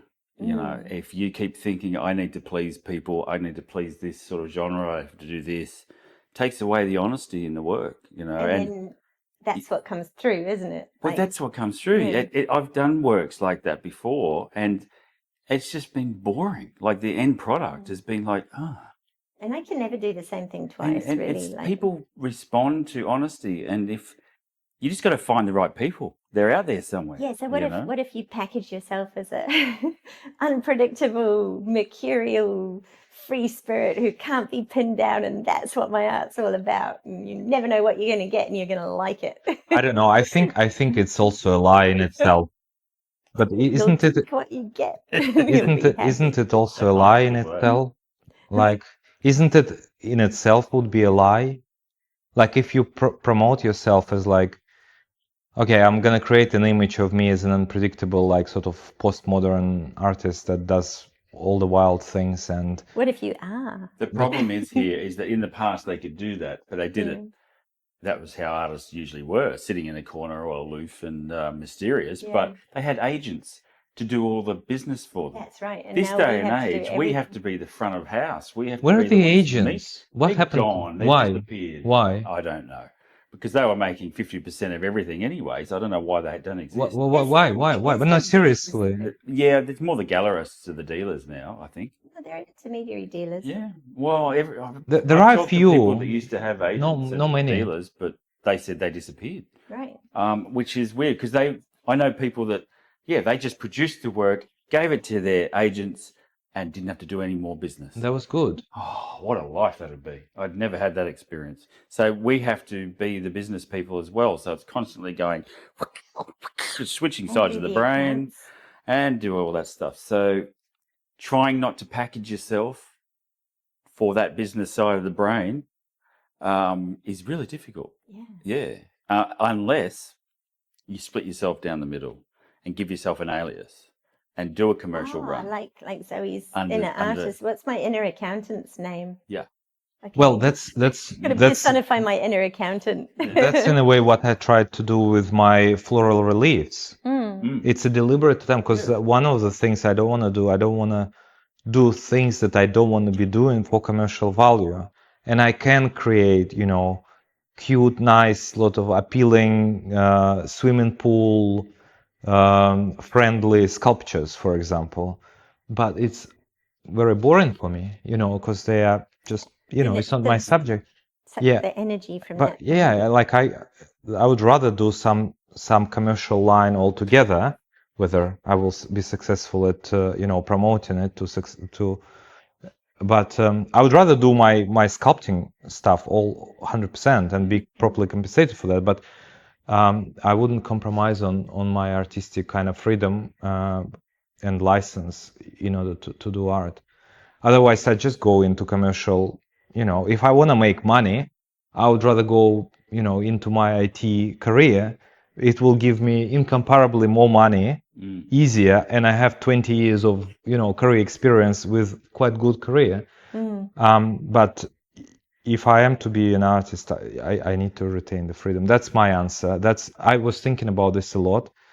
It still influences you because, like recently, like as you know, I've done this platypuses as a study for a bigger sculpture. Just I wanted to understand how they are built, and it turned out quite quirky, funny, whimsical kind of sculpture, and everyone sort of likes it because there is no darkness in it. It's true. It's not glory, but it's anti-bacon in a way. Yeah. And I just decided to make a mold and turn it into a sculpture from the study, and I sold recently one as of 2 days ago, literally. I delivered it yesterday. 2 weeks after you got them back from No, Less? less. No. Just a few days after I got them. Yeah. Yeah, I got them from the foundry. I think mid last week, and then delivered it to photographer, and then I brought it back from the photographer, and the next day I delivered one to the customer.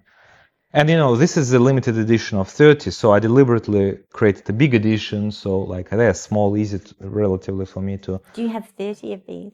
No, I will cast 30 if I keep selling them. yeah. Yeah, so I limited them to I was going 30. to say, it would be hugely No, expensive to do it's that a up lot. front. Yeah, to make 30 bronzes in this price, in terms of foundry costs, that would cost me $25,000. Just, and then there will be an army of platypuses. But anyway, the reason I was bringing it because I sold one, and I was thinking, oh, people like it, and maybe I should do more sculptures like that, But on the other side, this is not. I mean, it was fun making it, but it's not my genuine art interest in terms of bigger, more serious art projects that I'd like to do. Turn out twee sort of native animal. Yeah, and maybe make it twice the size, and maybe make it like 4 times the size, and because it was a study for something that you really like, an element of something that you really do care about. Yeah, exactly. No, I mean it was meaningful, but you could do it Jeff Koons style with like a blow up balloon animal platypus. Yeah, exactly. But it was a meaningful study, you see, for me. But it turns out it's a standalone sculpture that you saw. So I have to stop this inner Maksim in my head, who does occasionally whisper something. Oh, people like this. You should explore this territory more and maybe make a few more sculptures. Even though I made conscious decision and calibrated sort of strategy in terms of splitting my practice into two, both artistic practices, but one on the craft side, on the house decoration, floral reliefs, which I enjoy, but in my mind, they are not as deep and profound as what we just talked about in terms of art.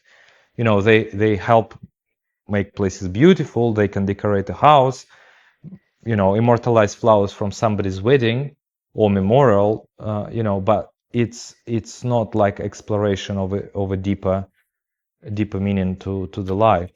I guess that's where it's good to actually have made a conscious decision and have consciously thought about where you want to put your energy, because then when the inner Maxim starts whispering to you, you can go, no, I've already been through this, and this is what my plan is, and this is what's important to me, and this is what I'm doing. Whereas if you haven't actually sat down and really examined, what matters to you and where you want to spend your energy, then it's really easy to just get pushed hither and yon by those little voices. It's easy, go, yeah. maybe this, maybe that. Especially for majority of artists, because a lot of artists are very constrained financially, and the money pressure is really, really strong. And dare I say, maybe that's not going to be liked by many of you watching, but the certain spiritual maturity comes to some people to realize that money is not a thing on itself that should be aimed at. And if you have enough to live, really normal life, may not be able to afford a yacht or a mansion, but if you have a house and maybe you have a partner who is working, and maybe you have to save for a few years in order to buy a new car, that's okay. It's okay to drive an old 20-year-old Volkswagen, but have artistic freedom and not stress too much about, being wealthier. Yeah. And I think that as long as you can survive, because not everyone. No. I don't say that everyone. That's why this idea in Ireland, I think Norway or something, that living wage for artists is such a good. It's only a minute amount of money, but it would just enough cover to the pay the basics. rent and a bit of food and some supplies. But they're a not lot of asking people, for that's millions. all they'd be happy with Yeah, that. it allows the creativity to keep going because culture is built off this, and if you're going to put dampeners on people creating that, the genuine creators, then culture suffers, That sort of, sorry, I think I interrupted you again. I'm interrupting you now. That's all right. It's a triangle of interruption. Well, it's okay. We're going to go for another hour. But I was going to say, I think where you were heading with that maybe is is that kind of, that sort of, that when artists start putting that money first and feeling like it needs to be a commodity and they need to make it marketable and sellable, like ironically the work becomes weaker, Oh yeah. like because that I would, is I would, so I would, I true. would even put the cart in front of the horse and turn upside down what you said. I think they don't let themselves to develop deeper work. It's not even it gets worse. But they never They get they there. never get Yeah, good. so they'd never have the chance to experiment and see where it could have gone. Yeah. Yeah, which is really sad. Yeah, and I wish we could all have $1 million in our bank accounts and Trust not funds to would be worry. Yeah. But in a way, I know, like, and we know, like, there is this kind of, a lot of us and myself included, occasionally feel envy. Oh, I can't afford this. I'm feeling envious. Somebody bought $4.5 million house up the cliff overlooking the ocean. Somebody who is running our country at the moment. The Prime Minister of Australia. In a way, would I want it? I wouldn't mind. I wouldn't mind But his house, but I wouldn't want the job of running the country. oh no, for sure, for sure. But he did make money for that house, at least by running the country. He had another for investment properties.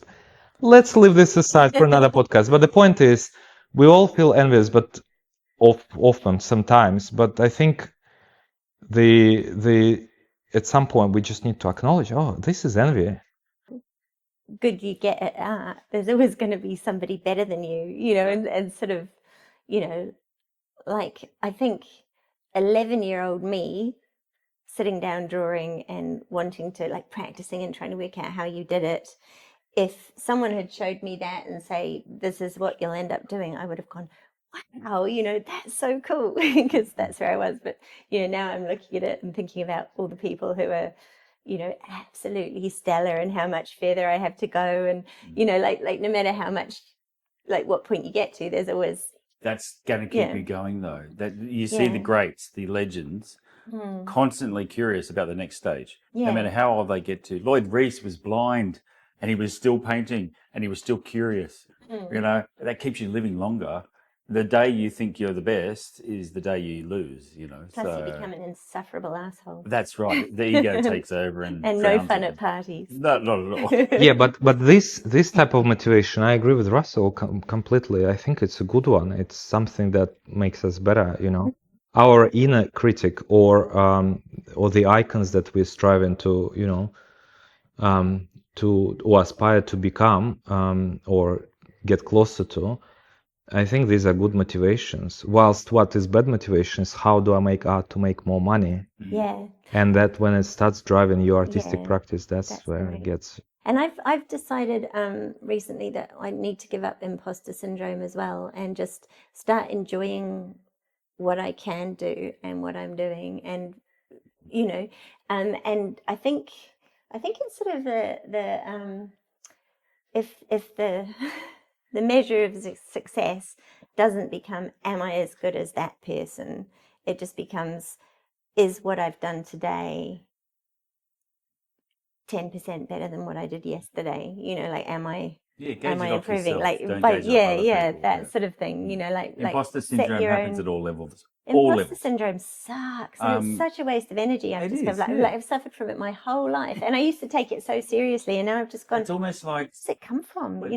The less you think about it, sometimes it pops up. Like I've when I used to work as a gardener in the dementia facility, and occasionally the residents would have this moment of clarity and go, "Oh, how do I get home?" Oh, It's like now I get that imposter syndrome the same way. It's like working away, doing my thing, teaching, doing murals, and then suddenly, what am I doing here? Paintbrush? Oh my God, and then I go back into it again, back to my dementia, I kind of think that there is a valid place for imposter syndrome, and that place is probably if you find yourself starting to pretend that you're a brain surgeon. Yeah, in that case, I think imposter syndrome is very healthy, and you should lean into it, and you should go, I'm not really a real brain surgeon, and put down the scalpel. But when you're doing art, it's probably just a waste of energy and time and robs you of your motivation and just it's good to have an ego, but measured ego, something that you can control for the performance aspect. So if you're out there, putting yourself out there, if you're doing demonstrations, for instance, or doing a speech at an opening or something like that. You need to grab hold of a bit of that ego Exactly. and get that charisma through, but without letting it take over. That's usually where partners help. Partners keep you grounded. Slap you down. Yeah. But no, anyway, I'm not even thinking of it in an ego sense particularly, but just more in terms of just being able to relax into what you're doing and owning it, like actually inhabiting it. Yeah. You know, not in a kind of a, haha, I'm great, look at me, how accomplished I am, urgency. but more just a sort of a, like a quiet, strong kind of inhabiting of who you are and where you are and what you're doing. And just, you know, wholeheartedly owning that and being in it, you know, rather than wasting the energy that you could be using doing it on worrying that you're not doing it right, or worrying about what other people think of you, or worrying that, you know, like maybe, you know, you got some recognition that you didn't deserve and that you're a fraud and people are going to find you out, or, you know, like I don't know, it's just kind of like, I don't really know where that comes from, but it is something. Look, it's a genuine feeling that I think it's this. I don't know if it's something from our environment, because the Australian culture, especially, has a lot to do with the tall poppy business. You know, so growing up in this country, you start to feel a bit successful, you get knocked down, and you start going up, knocked down. I remember back in my 20s when I did Paddington markets and Balmain markets with my artwork, thinking I was shit hot. Man, I was a great artist. Whoosh, whoosh, whoosh, knocked down so many times. It was the best thing that could have happened to me, you know, because it makes you humble. It makes you realize, what am I doing this for? I'm not doing it for the ego. I'm doing it for my soul. You know, I need to do it for myself. Anyway, but yeah. Yeah, but I was wondering, actually, this is something I was talking to Dave about this afternoon, I think, and I was talking about coming here, and we were talking about Europe for some reason, and wondering if there's a big cultural difference between, like, do you think coming from Russia, it's easier for you to just say, I'm an artist, and not have a sort of internal fringe? I don't know. No, it's hard to compare whether it's easier for me than for anyone. It's still not easy for me because not because of Russia, but because I spent so many years in corporate life. Yeah. I still like to accept my art self. I haven't completely accepted it still. You know, if you ask me, I'd say, yeah, I'm full-time artist, but will I willingly be saying this? No. Yeah, it's Yeah, funny, isn't it? I think this is, you may call it imposter syndrome, but I think it's just psychological acceptance internally that I haven't really. It's easier for you because you have, I would expect, maybe I'm wrong, but think you're because right. you have been artist all your life, right? This is your blood, your bread, everything. Like for me, I was aspiring. I loved art all my life, and but it's, am I worthy of being called an artist? You know what? I still have that constantly still, but not as much now, but that syndrome throughout life. But it wasn't until, the irony here is that I became an art teacher a few years ago, bullied into it by friends, and it's been the best thing I've done. You know, it's fantastic. Like they say, oh, if you can't do it, teach it. Yeah, blah blah blah. I think that's total bull, because since I've become a teacher, my confidence has grown, and my imposter syndrome has slipped away. Yeah. You know, because I'm starting to understand, front up. and I'm getting recognition from the people I'm teaching. But I learned so much from doing that as well, and it's made me more confident as an artist. I can actually call myself one. Up till 10 years ago, I couldn't call myself an artist. God, no. I even said, I'm just a painter, and that's all I am. Yeah, I had a bit of a breakthrough going to, when I flew to New Zealand this last time, you know how on the arrival card you have to put down your occupation? Yeah. And I usually just put graphic designer. And this last time I put artist, and I felt like someone was looking over my shoulder. I was like, and I felt like, Bravo. Is it anonymous? So good, so good. but just that reaction to writing it made me realize how deep that runs, you know. But there are some people who seem totally comfortable with just going, I'm an artist. Oh, yeah. And owning it and having that kind of, and it does seem to make a difference to, like, how you lean into it and where you get to with it. There are some people that are completely comfortable calling themselves brain surgeons with 1 year in medical school, you see. I actually think the brain surgeon would also have an imposter syndrome, a good one. Oh God. I wouldn't want a brain Your surgeon with an skull's imposter open. syndrome. No, What am I doing here? no, yes, but this healthy doubt in a way, you know what I mean. Like if you're completely self-reassured brain surgeon that got education 20 years ago and haven't read any articles or books or didn't get any practice, you can call I'm a fucking brain surgeon, but in reality, like you are a Stone Age, like University student. university student. Yeah. The rate Smoking that doobies technology Yeah. and Yeah. Going to techniques parties. change. So I hope that brain surgeons do have a bit of an imposter syndrome as well. Yes, actually, That's a healthy thing. my parents were both doctors, and oh God, we realized. I was talking to my brother last time we got together, and we were reminiscing, and then we suddenly went, "Holy shit, was that normal?" You know how you think back at things in your childhood that you just accepted, and then you go, "That was weird." And it was that every time we went on a family holiday, on a car trip, we'd come across a major accident, like smoking wreckage, injuries. Mum and Dad would have to get out of the car, perform CPR, stabilize people. I've got memories of like being 11 and sitting on the road in the middle of the highway, handing Mum gauze so she could stem the bleeding of some guy who'd like done his artery on the inside of his thigh. And, and the reason I'm telling this story is because one of the family legends was the time that, we're driving along and we're all in the back. And I think it was just Mum that time, not Dad as well. But we come across an accident. And as Mum was pulling over, she went, "Oh no, now I have to go and pretend to be a doctor." And we went, "You are a doctor." But it was that, she was driving along wearing her mum hat, just picking us up from school, and then suddenly she's thrown into doctor mode. But I guess that's the idea that, like, you are just you, and then you have these different selves that you put on for different situations. But we realized that was so bizarre because since we grew up, neither of us have ever come across an accident on a road trip, and I haven't talked to anyone else because I've got like 7 different specific memories of specific accidents.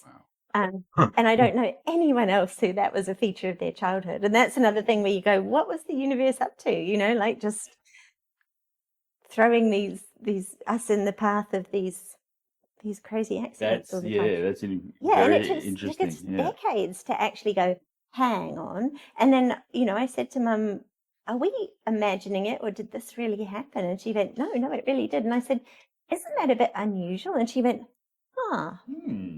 yeah, now that you mention it, but it was just, anyway, side note, but interesting. And if the universe was making it so that your parents would drive next to these accidents, imagine how many unfree decisions or the decisions that led felt up to that. free Exactly. were, we need to make a trip to, I don't know, Wellington or something. And there you go. And at this particular time. And exactly. And maybe it's to forget something so that we have to turn around and be setting off half an hour later than we meant to, or, sort of like. Exactly. Yeah. It's coming back to the painting. Like, what was it intentional light? The intention for that. It was just not realized by us, perhaps. Me suggesting it. I'm just a soundboard. You're just a vessel. Exactly. We'll know when we look at this back in 20 years' time exactly why. Well, hopefully it would have happened by then. It's quantum, mate. Quantum entanglement. That's it. If AI will not, destroy the world. Yeah. Speaking of AI, just what a remedy to doom and gloom. I know, but we sort of, a lot of people are seemingly very happy about all these chat GPTs and stuff like that, and how people can use it and accelerate, and I use it myself, for a variety of reasons, needs. But every now and then there is now video popping up on YouTube, somebody is doing a keynote speech somewhere. One was a lady, some British university. She was just talking about AI, giving a lecture to the graduating students of some prestigious college in Britain. And she was just saying that the lives will change, the AI is on the rise, and get prepared and blah, blah. just a banal, in a way, just like a speech for the graduation. And she was booed by the students because no one really wanted to hear this. On their special day. Just the young people had enough of it. They just don't want to know what's going to happen. From every angle, though, like if we don't blow up the world, then AI is going to get us. If it's not that, it'll be a pandemic, and if it's not that, it'll be a Yeah, but if global she was warming, talking about pandemics, I don't environmental think she would thing. get the same response. Yeah, but and then there was another video, I think ex Microsoft ex CEO or something, or anyway, one of the big, I think it was Microsoft ex CEO was doing also talking about AI, and he was booed as well. It's like, oh, that's Well, interesting. no wonder the younger people are looking back to the 80s and that time and the 90s for cultural inspiration, like music and dress and just the way they were, because It's always no one happened, was though, 'cause talking in the about 80s, doom we were and looking gloom. back at the 60s. Well, that's true. Yeah. That's just the thing. But back then, it was Oh, no, it hey, was that's more not true, because I grew up in the 80s under the threat of nuclear war true. and had masses of nightmares Not about as that. much. Seriously? Well, Right, my okay. parents were like I was really- living in a bubble. No, my parents were really active in the anti-nuclear Alcohol, movement. probably. So, like, we had because in New Zealand was like reacting against the US and banning nuclear-powered submarines and things, and getting rid of the US bases and stuff. And we went nuclear-free zone, and it was a big deal because it was tiny little New Zealand going. But Mum and Dad were part of the anti-nuclear movement, to the point where we used to get trailed by the FBI on family outings and got our photos snapped a few times and things. But yes, I've got formative memories of like when I was 13 and we'd have to go to anti-nuclear protests, and it would be us like marching along behind these, people dressed as skeletons on stilts, banging funeral drums and carrying placards of Hiroshima burn victims. It was a bit formative, so Like orcs to that was me. the 80s. Mhm. Yeah. Sounds like Gandalf came along and saved the day. yeah, it was a bit. Yeah, are we the baddies? but yeah, were they booing because they didn't want to hear about AI, or were they booing They because didn't she approve, was didn't want to saying, hear. They didn't want was to she hear. saying it was negative, or was she saying it was neutral? She was just saying matter of fact that the Right, world but is going to just change. They just about didn't want to something. hear. No, they They're just like, they had enough of AI. Yeah, So it they wasn't don't. that it was They, being painted I as think they negative, don't and they feel. I think they don't feel like it's that positive force that's going to transform it in a good way. While the speakers actually had energy about, oh, you have to embrace it. Like this is a good thing. And I think that's where the friction occurred, because the young people, they don't necessarily buy into that this is going to be a good thing. yeah. And I felt that's a good thing. That's a good thing. Well, I let's don't- hope the sci-fi writers are not right, like they usually are right. They usually are. And then you see all these dystopian films and books, and they eventually come true. Oh my God, have you read Feed? No. Oh, terrible with names. Who's the author? It'll come back to me. I know him really well. It's gone. It'll come back to me. But Feed is amazing, and I first read it probably 20 years ago, and it's so prophetic, like just and it was just in the early days of the internet, I guess. So it's 25 years ago maybe, and in it, like all the characters, it sort of follows a group of teenagers, and when the book opens, they're going on a school trip to the moon, sort of thing. But they've each got a neural implant, which is their own private internet, which feeds content straight into their brain, and everyone's got their own streaming programs. And like the main character's little brother, who's 4 or 5, has got one and is just away in this world of cartoons and and it's so dystopian, but it's so good. An episode of Black Mirror. Yeah, very much like it, but predates everything. Predates, and it'd be interesting to reread it and see what else he got right. But The only sci-fi thing that didn't ring true was Back to the Future with the hoverboard and the all the fun bits of the future. I love that. I love all. Although we've got segways now, and I think there are hoverboards. Oh, okay. Actually, but people have maybe personal not in hoverboards. 2021 when it was supposed to be. And I think it was. No, just wait a little bit, few weeks until all the UFO files are released by the America. They've Maybe already there will be released quite a few. hoverboards and stuff. Yeah. Oh, okay. Yeah, Well, that'll their be technology. interesting. Well, hopefully, painting and sculpture continues on. Well, I mean, Strong. isn't interesting. It's interesting to wonder whether, because it makes sense to think that things that are tangibly made by the human hand, that are actual physical artifacts, are gonna be more valuable. I'd say when so. all the sort Yeah. of commercial stuff can be churned out at the press I of a don't button. know. People I keep think saying that.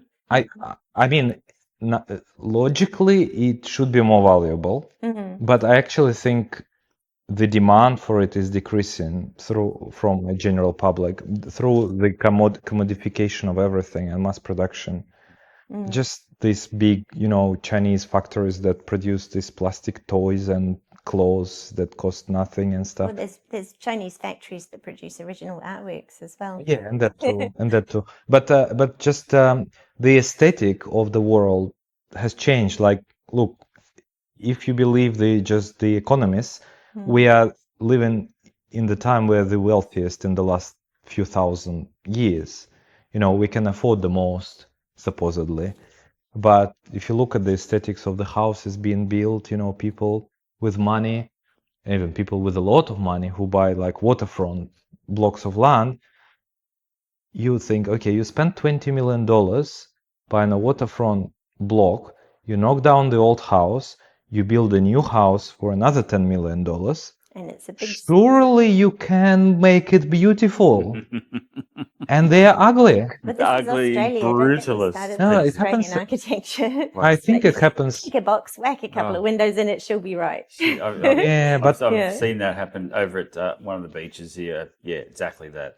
They bought the place for 10 million, knocked down the house, beautiful Art Deco house, and put up this monstrosity. It takes up every square inch of the block, right on the beach. looks An ugly. underground car park. It looks like a big, horrible, brutalist apartment block, but it's why? Where's the taste? Yeah. You think if you have that money, you can get someone that has some taste. Come on. No, I actually think even a lot of architects sort of forgot the beauty standards. They're just like bureaucrats, producing the same. Yeah. Because I when I was building the studio, I had interaction with one architect, proper architect. He came. I explained to him what I want. I want it to look like house, so it sort of feels cozy from the outside and high ceiling. I don't want I want pitched roof, so yeah, I explained everything. And then he, a few days later, brings me a design or sends me a design via email. Like one single roof, one, flat, boring, unbalanced windows. I explicitly said I don't want horizontal windows. 8 horizontal windows. And he put 2 horizontal windows. So I don't know, I felt like I'm clear communicator, I have 20 years of senior roles. I explained to him what I don't want and what I want, and he did exactly. Gave you a cookie cutter. Exactly, he just copy pasted it. Yeah. I was just thinking, that's what it is. And he had an opportunity to do something interesting, And just decided it was too much. I think it's just, this is a symptom of pretty much every person. They think I would rather buy 20 plastic things from Timo or whatever, Australian made, same thing really these days, and just crowd my house, and then I will do 2 council cleanups a year and throw the previous year's stuff which broke and doesn't work and I didn't like it anyway. So depressing. And buy another round instead of, but it's true, isn't true. it? No wonder the young people are totally disengaged, because this is what's happening. We're thinking about this constantly. We didn't think about this when we were teenagers. We were just thinking about how great life's going to be, or let's go and party, let's do some art, blah blah, But now it's we're bombarded as well at our ages of all this stuff's going on. And all you can do is kind of they just want some positive. Yeah. All the young people I know actually do, and I know of quite a few of them, but they actually do kind of give me hope for the future. There's a few more of them like that out there. All their friends are lovely, and I don't know, and very thoughtful and very kind of mindful of. I might just want to mention one thing on the idea of Australian architecture. Yeah. Now, branching out onto everything, where I may have mentioned this before, but it always gets me is they put a drain pipe in. It's a big cement pipe in Australia. They put a drain pipe in Europe. They put an aqueduct that's been carved by 20 masons. Like, what a difference. They pay the artisans to do beautiful works that's functional. Yeah. So that was another idea I had. That's all I had to say. Was actually kind of doing, because I'm also interested in how to make art more egalitarian, or sort of like, but also the idea of, so that it's not just collectors and rich people who can afford it, but so like I was wondering if there's some way that you could do, because obviously you still want the rich people to pay you the millions for it, but is there some way that you could also Humble Soup, Andy Warhol, but Prince, I pop mean art. Prince obviously, but the originals, like, could you do a sort of a lottery, like a raffle? I mean, no, you can't because of legal things, but wouldn't that be cool if you could just say to everyone in the world, $3 a ticket, whoever gets the winning ticket gets this, like kind of, and you could still make $1 million from it. Yeah, wouldn't that be good? But I don't think legally you can do that. Well, if Or you're allowed to looked into it. crowdfund for anything these days, I think you there's could probably specific do that. legislation around crowdfunding and things, but maybe that's a way of the future. Oh, I wonder if you could and auction off kind your of- work with yeah. raffle tickets. Yeah, or an auction maybe, but then Oh. I don't know. Like, Let's try it. In some, must be ways around it so that you can actually. I'm sure the tax. There's down everyone on has an equal opportunity to get it, and everyone pays a nominal amount, and then somebody.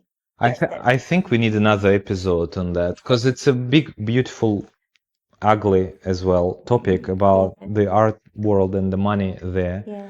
Because Sorry.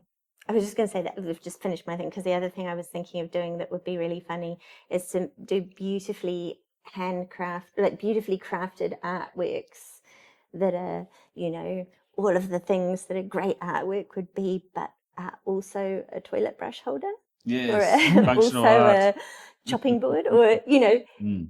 I don't know, but not in a mass-produced kind of a way. But Now you're talking like European culture. You're talking about what you were talking about before. Like, and what I mentioned about the aqueducts compared to a pipe.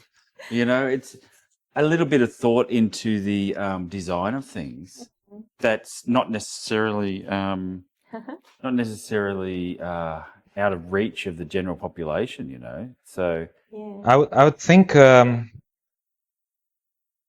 I would generally speaking disagree with what you said about Europe these days. It go in the same drain pipe, not very handcrafted but mass-produced one. Oh, okay. As Australia, the thing in Europe, there is a little bit more gravity in Europe because it's so old and it's surrounded by so much art that it's much harder to sort of dispose of these ideals and make it completely thoughtless. But if you look at the suburban parts of the cities, not suburban even, but like on the outside, and you see all the new builds, the apartment blocks and stuff, they are as hideous as they are here. In fact, Australian apartment blocks are somewhat superior to European, both in terms of the sheer size of it. Like if you go in Europe and you find an apartment that you want to, it's 40, 50 square meters, one bedroom apartment, tiny. Australians have something sorted on that side. At least you will have reasonably good size apartment these days, so you're not gonna feel so. But no, sadly, like I don't know. I think the problem is that we forgot that we need to value the beauty, uniqueness, and authenticity. And the toilet brushes, say, holders and stuff like that. I was thinking, like, I want to talk about this because I had to buy, like, having a studio and a house and a couple of bathrooms here and one bathroom there, I needed to refresh the toilet brushes naturally. Yeah. And I was thinking, okay, so I don't work, I don't make much money from my art just yet. So how... And I wanted to have a good one, and so I didn't. I just bought the cheap ones that seemed, solid enough to last long time. But if I went for some beautiful ones, that would be 10 times more expensive. And when you need to buy 3 of them, that's quite a lot of money.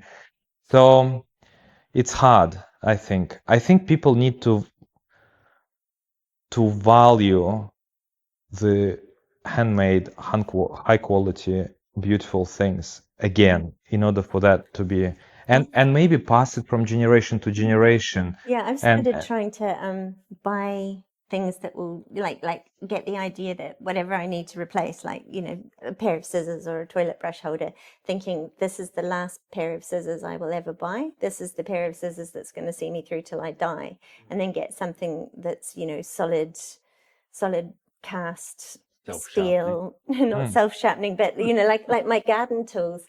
Like I the other day I'd had them all, like I was really careless with them, and a lot of them had been left out in the rain for days at a time, and all the wooden handles were all bleached and weathered and bits of rust on them and stuff. And the other day I just sat down and I just polished them all up. Like I sanded the handles back and I got all the rust off them, and I bought some camellia oil and a chamois cloth so that I could oil them, and I've got them all kind of beautiful, and I'm trying to do that sort of thing too, like actually, because I remember going to did you see the Supernatural Japan exhibition when it was on? I think it was on at the Gallery of New South Wales.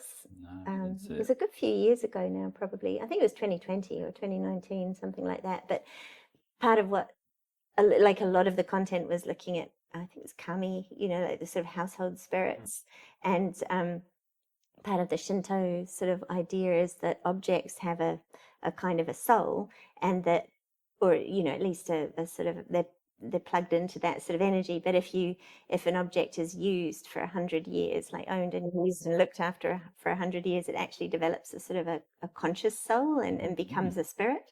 And you can sort of see that in antiques, that have been used and handled, and put that patina of being, so I'm trying to harness that, like not Up the conversation along the same line. I went with Jeff a week ago to Kim's shop. Oh yeah, she trades an antique relit in West Gosford. If anyone, beautiful, great place to buy gifts for people. Yeah, excellent. And I fell in love with 2 silver-plated mugs, jugs. One is actually a milk thing for the tea, and another one just probably water jug. And they are in Art Deco style, and they were black, rusted, horrible, and they were not cheap, like $80 for a pair. But and there was the quality, there was heaviness, the solid steel, the solidness of the form, and the beauty, simple Art Deco form. I bought them. Good. And then I brought silver polish and I polished them, and they are now shiny, glorious, the most beautiful. I don't know what to do with them, but I'm gonna keep them. They just like a decoration, work so well. And that's the thing, you buy something that's plastic, it just ends up more and more shit, like necroding, eroding, crumbling, and the longer you use it, the worse it gets, until eventually it's unusable. And there's no satisfaction in that at all. And like, I'm busy falling apart fast enough myself. Like, we're all, entropy is getting us all, that every day we're a day older and crumbling a little bit more and things, like we've got enough of that around us. It's like having a solidity in the objects that you're surrounded with. And obviously not everything's not going to last forever, but those kind of materials like stone and wood and metal and and pottery and the things that just time just adds to them and burnishes them, and kind of and you feel like there is the whatever the object is, it's good enough to be used in some sort of ritual meaning. When you start using it, you sort of continuing the life and enriching the object, starts enriching the space. A friend of mine a few weeks ago brought me this as a gift, and these are little silver-plated, dessert forks. From France, from like 1960s or something. Beautiful. And once they are cleaned, they are absolutely gorgeous. And I just love them so much. It's probably the best gift. Like, I would be happier with this than any iPhone. This ties into, I don't know if you've heard of the Marugal Art Prize. Well, I hadn't either, but then I saw it popped into somewhere on social media and I thought it looked really interesting, but it's the New South Wales Historical Trust manages a house down south. I can't remember the name of the town, but it's just outside of Kiama. Through. And it begins with B. But anyway, there's this old historic house there. No. But the house itself is called Marugal. And it was, anyway, they run an art prize, a biennial art prize. It's just for women because that house was occupied over 100 years by 4 generations of women from the same family. And when the last of them decided it had got too much for her and put it up for sale, the state government realised how valuable it was and sort of swept in and I think did a compulsory purchase and they've turned it into a museum. But because, the continuity of the family ownership, and they were very thrifty and very clever about repurposing everything and using what they had, and they basically hadn't thrown anything away. So all of their letters, all of their diaries, all of their photos, all of their cookbooks with their little hand annotations, and all of the games that they played with there was some lovely sheets of they'd played a sort of a parlor game, which was, what's your definition of an honest gentleman, and then everyone had their name there and then their definition, sort of 20 Wouldn't we questions. all want that? Absolutely. Wouldn't we want our Let's drink to that. But so everyone will put all our contents into Right. museums in the future. yeah, Cheers. but it was that kind And of our artworks. it was the longevity of it and the sort of the stuff that they had that had lasted, and the whole thing's like a time capsule. And the kitchen, I think she must have updated it slightly in the 1970s.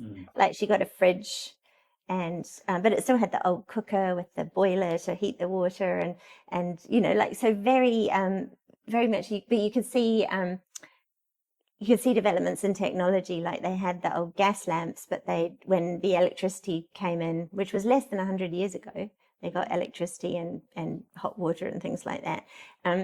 They'd rejigged the oil lamps to work on electricity, so they'd redone them with cords and light bulbs, but they're still using the same lamp bases and things. And anyway, they've opened it to artists every Thursday, I think for the whole of June, and then I think the closing date's sometime in July. So we went down there, and me and Zoe, and they do tours on Thursdays for artists if you're interested in entering this prize. But yeah, I really loved the idea of That's cool. yeah, That's cool. it's really neat. Awesome.